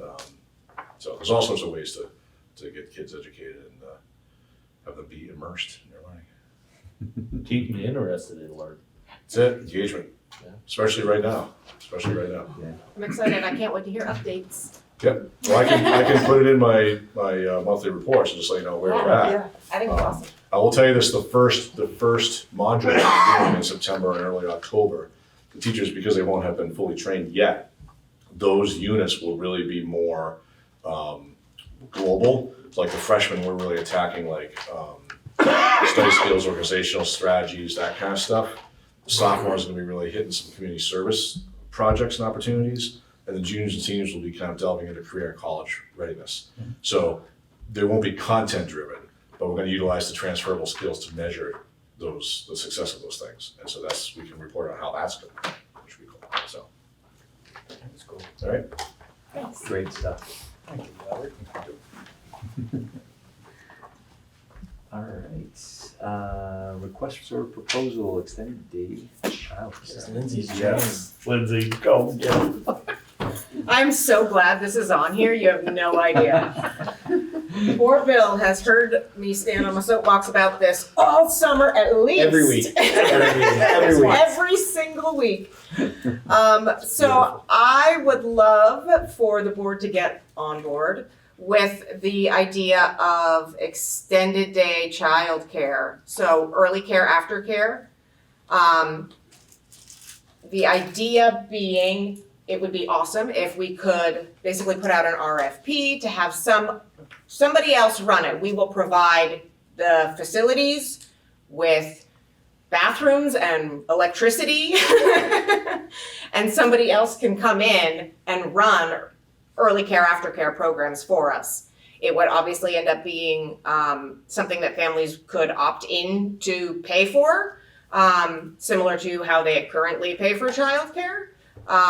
However, this would be at the school, central, available to everybody, close and accessible. And I personally know of more than one family who have taken their children out of our district because it was difficult with work schedules, drop-offs, all of these issues. And so I just think that it would make life so much better for all of our families to have that as an option that's available. Love it, that's great. Is it now already available at Townsend, or are we talking even Talking till more 6 hours? p.m. As opposed to, I think it's 5 currently? I'd have to But ask it's also Heidi. not for everybody. What's that? Heidelton. Oh, yeah. So it's laughter would be 4:30 in Townsend and 5 o'clock at the other school. Well, it wasn't available at Jamaica last year. Newbrook was 5 o'clock. And we have pre-K aftercare until 5 o'clock in Townsend. I was going to ask actually how that would affect the laughter programs with the extended care, because wouldn't you both be utilizing the same facilities? Yeah, those are the details that would have to be worked out. We're very confident that Bill is capable of working out those details and making this happen. That is the most common phrase. Well, We're not worried about that. Bill We're just figured it out. really confident. We're very so confident the confident. administration can make our visions come true. Yeah. This So- is the last year of laughter without rewriting for the grant, Right. just to also put that out there. And since we already have laughter, wouldn't we ask them first to extend their hours? So Well, there's the no money for that. Yeah, I mean, it sounds like we're gonna talk about paying money for it anyway, so, hey, here's what they keep. Oh, no. The idea is to partner with another entity in exchange for giving them location, custodial services, bathroom. Parents have to pay. exactly. Got it. So the request for proposal would be Bill typing up something like that and saying, give us back your thoughts. How much, how can you make Scotty it work? and then Heidi. I'm at a meeting at Jamaica Village School last week. We had a group of volunteers come in and talk to us, and it was great. It was fantastic to see that kind of turnout, especially, I mean, these were people that really meant business, and we found 3 volunteers to help. We have a teacher that is, because her contract is coming in early, she's coming in at 7. And so we're gonna be able to, with volunteer help and her supervision, we're gonna be able to offer 7 o'clock drop off at the Jamaica Village School throughout this year. But again, and that'll be no cost to parents. And it'll be no cost to the district either. But it really was kind of a best case scenario because we had this teacher that has to start her day a little early because her contract's a little wonky and then who will benefit will be the families and the children. And so I was really stoked to see that happen. But you know, Lindsay was talking about this in our other meeting a couple of weeks ago, and I do hear it a lot from parents. You know, and I mean, I feel it's the same way over at Dummerston School is the same thing. I mean, we occasionally, there are after school programming where sports comes in, but other than that, you know, my son's home on the bus, you know, waiting for me whenever I get home. So, you know, I think that is a common problem.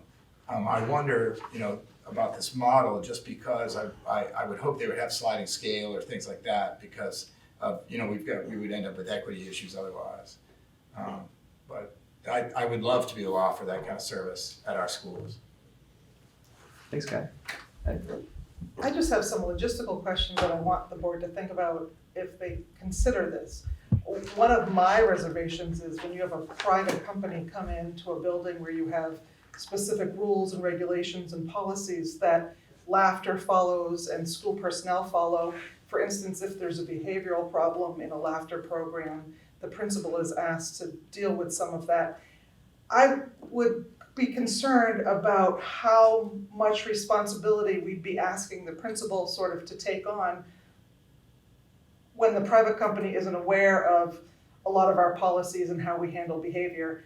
You know, we've talked this year as a group because of PBIS of making sure that all laughter personnel are very up to speed on PBIS and how we handle things. And that would be a concern to me of how much responsibility you're gonna ask the administration to have for problems that happen in the building, but with a private company.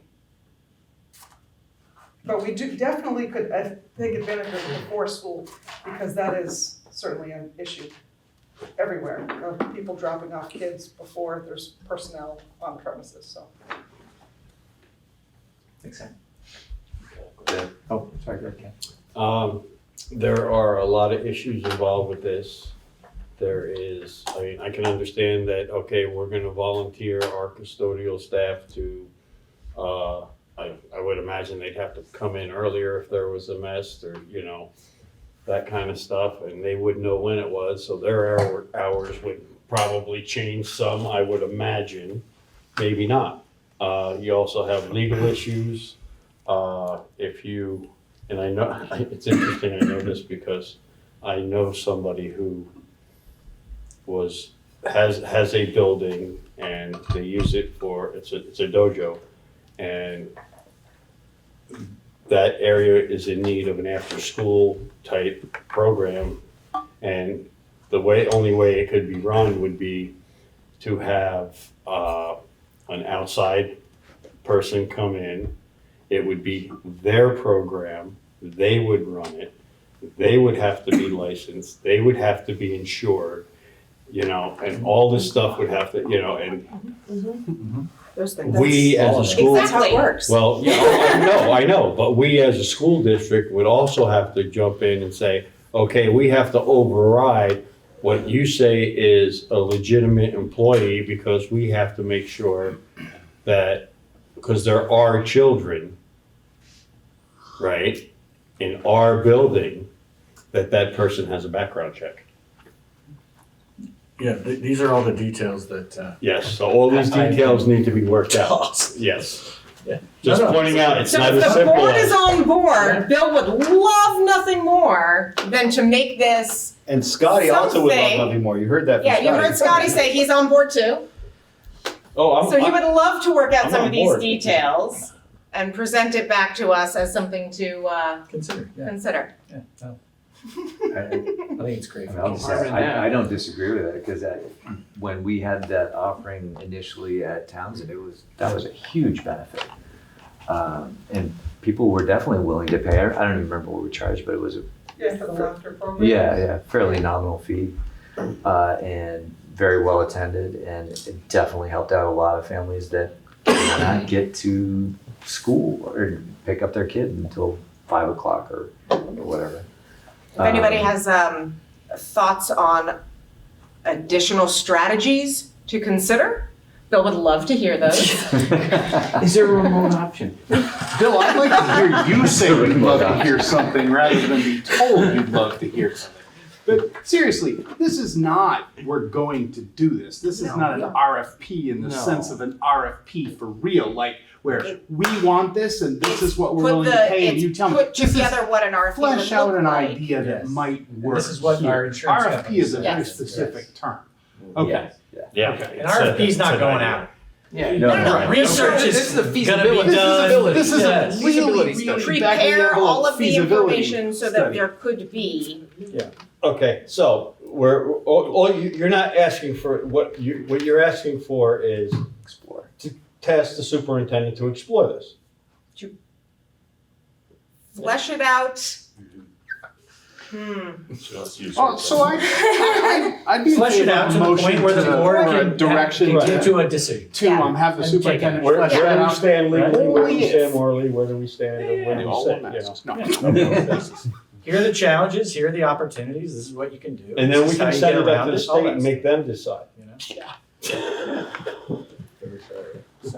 Send it. No, I'd do It's that. it's a feasibility Does it need for a motion or just a direction? Right, that's what I'm It's asking. just a direction. Okay, Not just a motion. direction, but I will qualify it to say that you need to have the passion behind this. I gave her the working with idea. You gave her the idea? And then she He went said nuts. it Come back with first, and the now I thought. won't let him leave it. Just so you know, there's been lots of things that he's said that he can't take back now. We spent way too many hours together and he can't take them back. And there's You can things just we not. totally disagree on. But we still get along. There's plenty of that. It's perfect. Yeah, and at the end of the day, if you can pull it off, it's a benefit. Absolutely. Everybody that Our wins. Yeah. district has that Absolutely. Everybody wins. may draw. I just didn't want to go do all this work without the board hearing the idea and saying, yeah, go ahead and do some work, come back and tell. Yes, this is part of our vision that we would like to have happen sooner than, that's why it's separate. This is part of what we determined is really. Well, this doesn't make sense until the vision comes forward a little more, because we're not gonna run this program at 3 campuses. We're gonna centralize That's it why to we're, cut costs. this is exciting. This could be a It's deployment. awesome. Crystal, go ahead.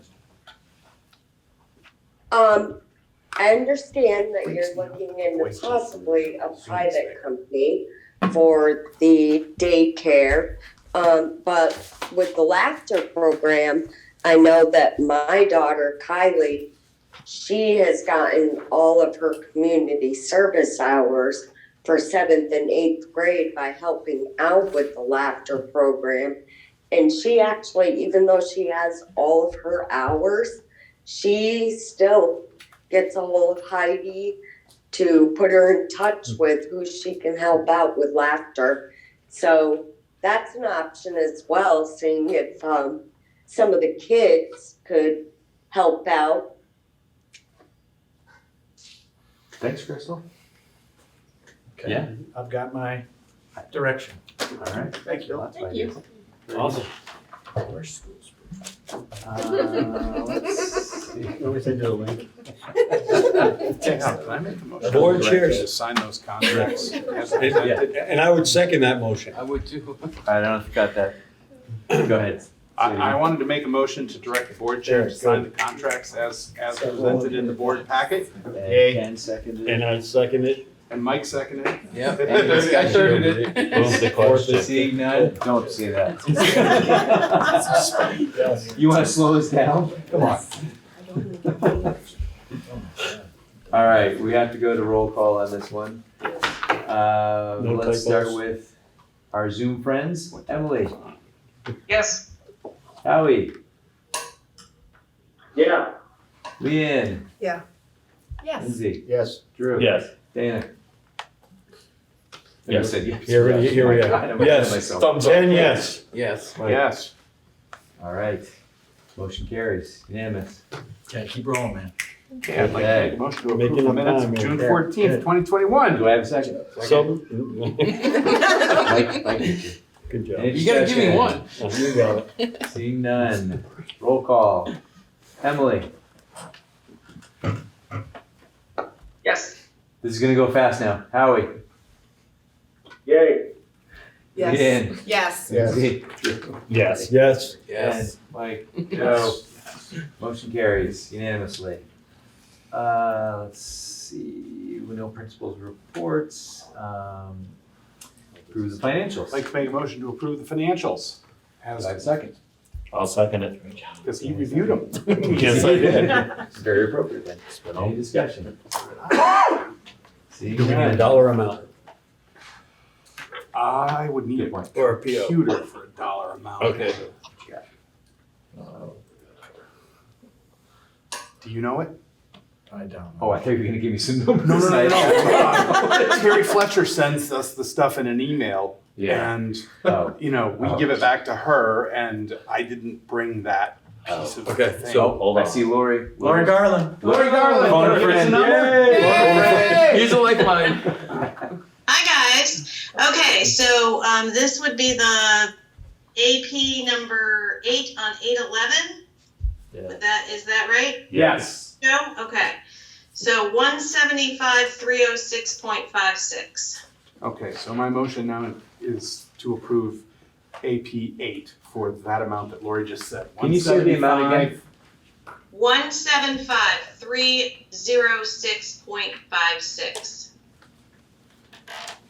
Got it. Peter, you got that? And I bet you Dana Aaron. that way too. Oh, I'm sorry. Yes, Aaron. I seconded Sorry. it that way. He threw Peter out. He's at another meeting. Yeah. I was trying to download that page. It's slow. All right, so we got a motion, we got a second. Discussion, none.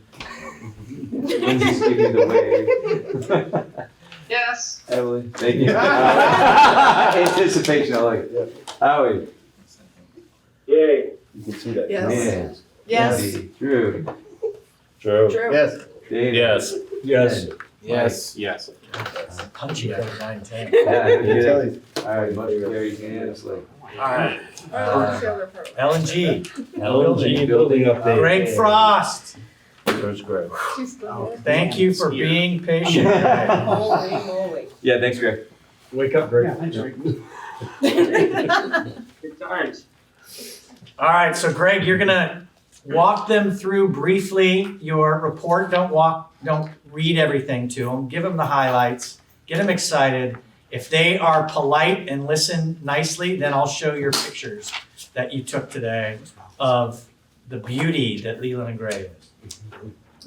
The reports, what are we looking for here?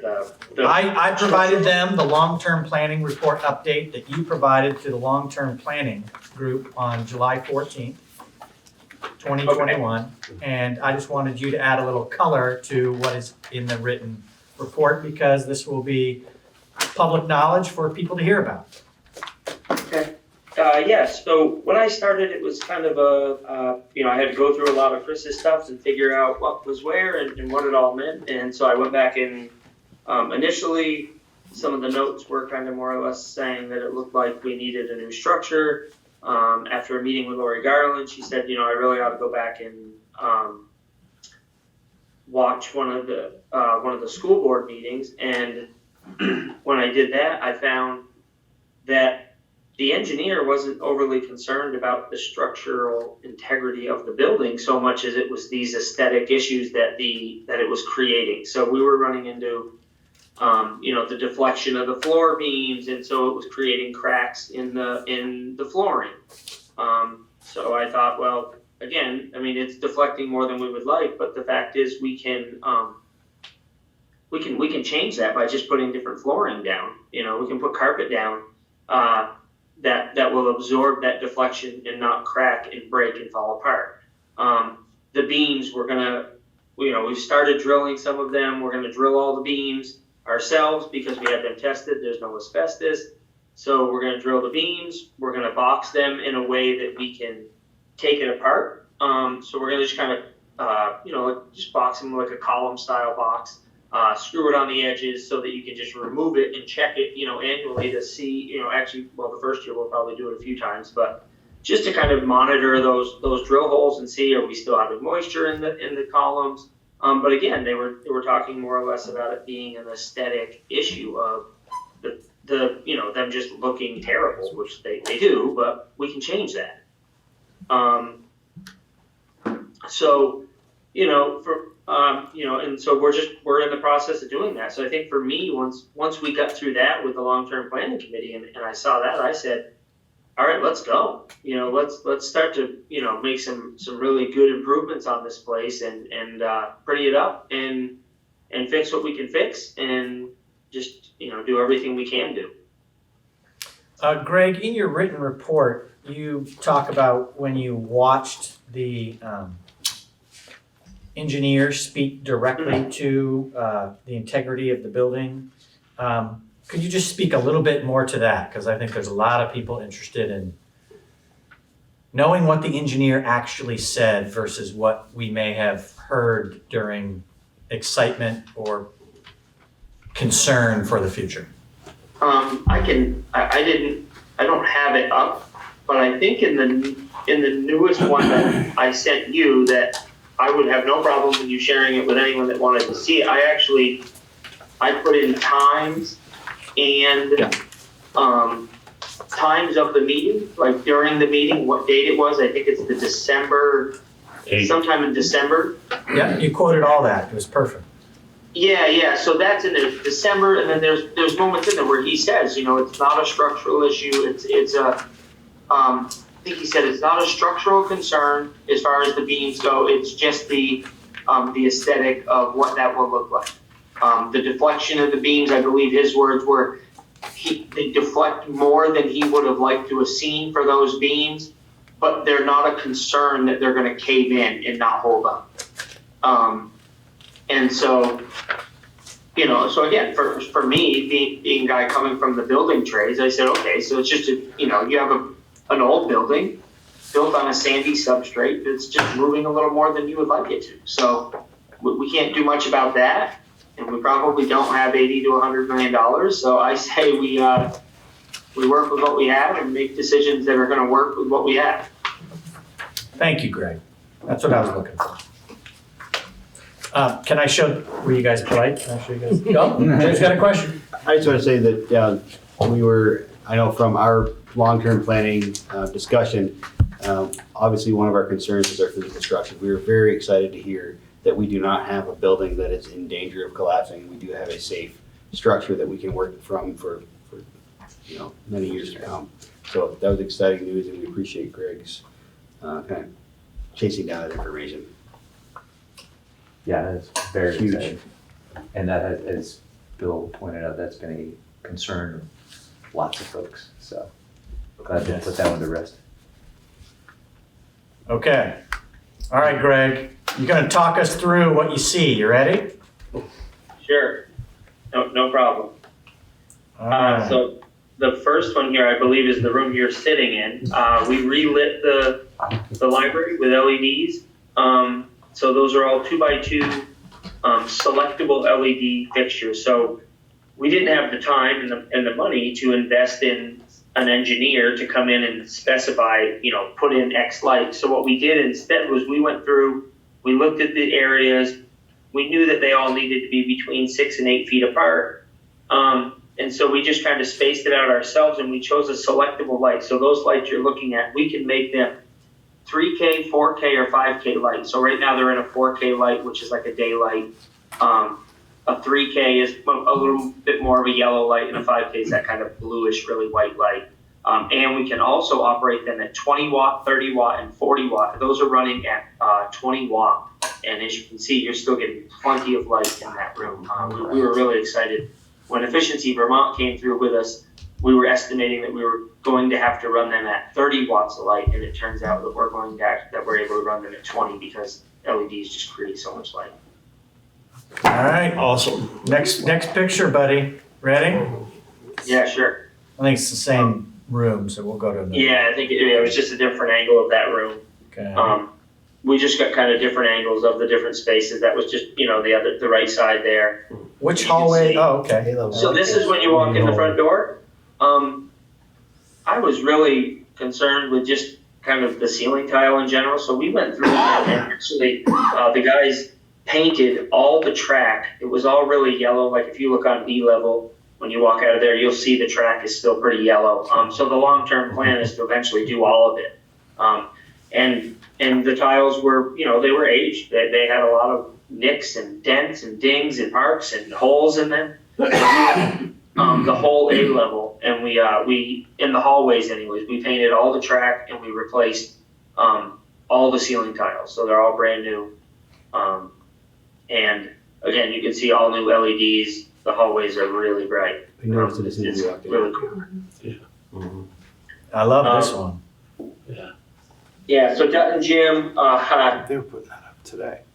long story. So Mike, in the spring when we lost a student, we planted a tree on the right side of Dutton Gym in memory of that student, which I thought was cool. It really opened up the area.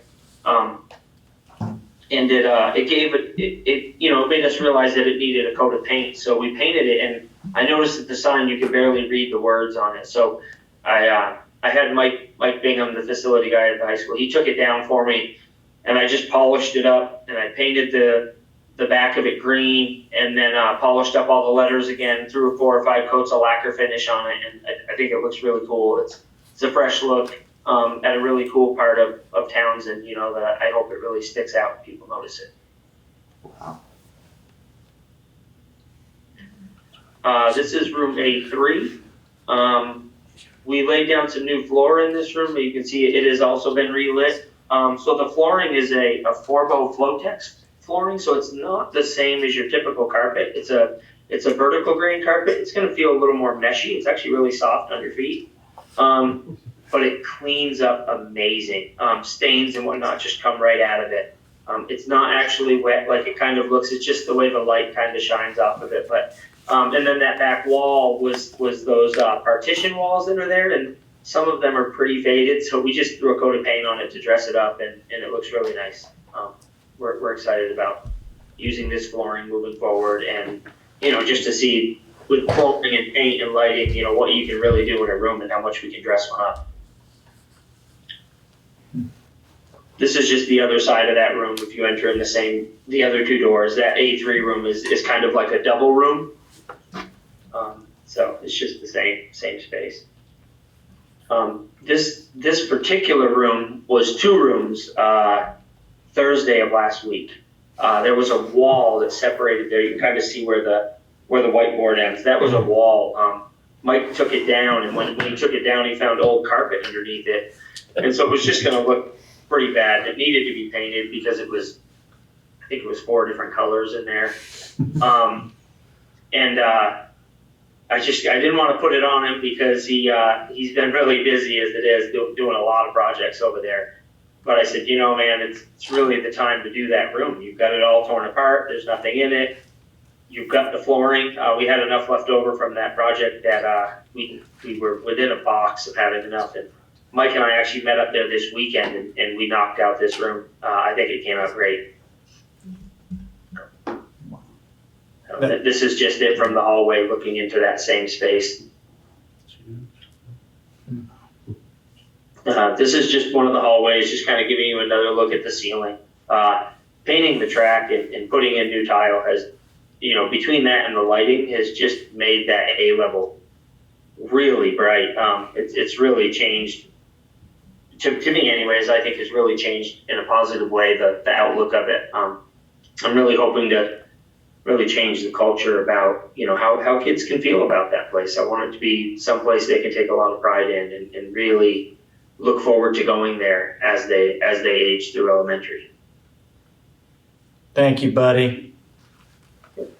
I'm gonna stop sharing. I can figure out how to do that. Very impressive, Greg. Yeah, that looks How do you good. do that? Awesome. Great job. Will you have any apprenticeships with the kids? You can help me.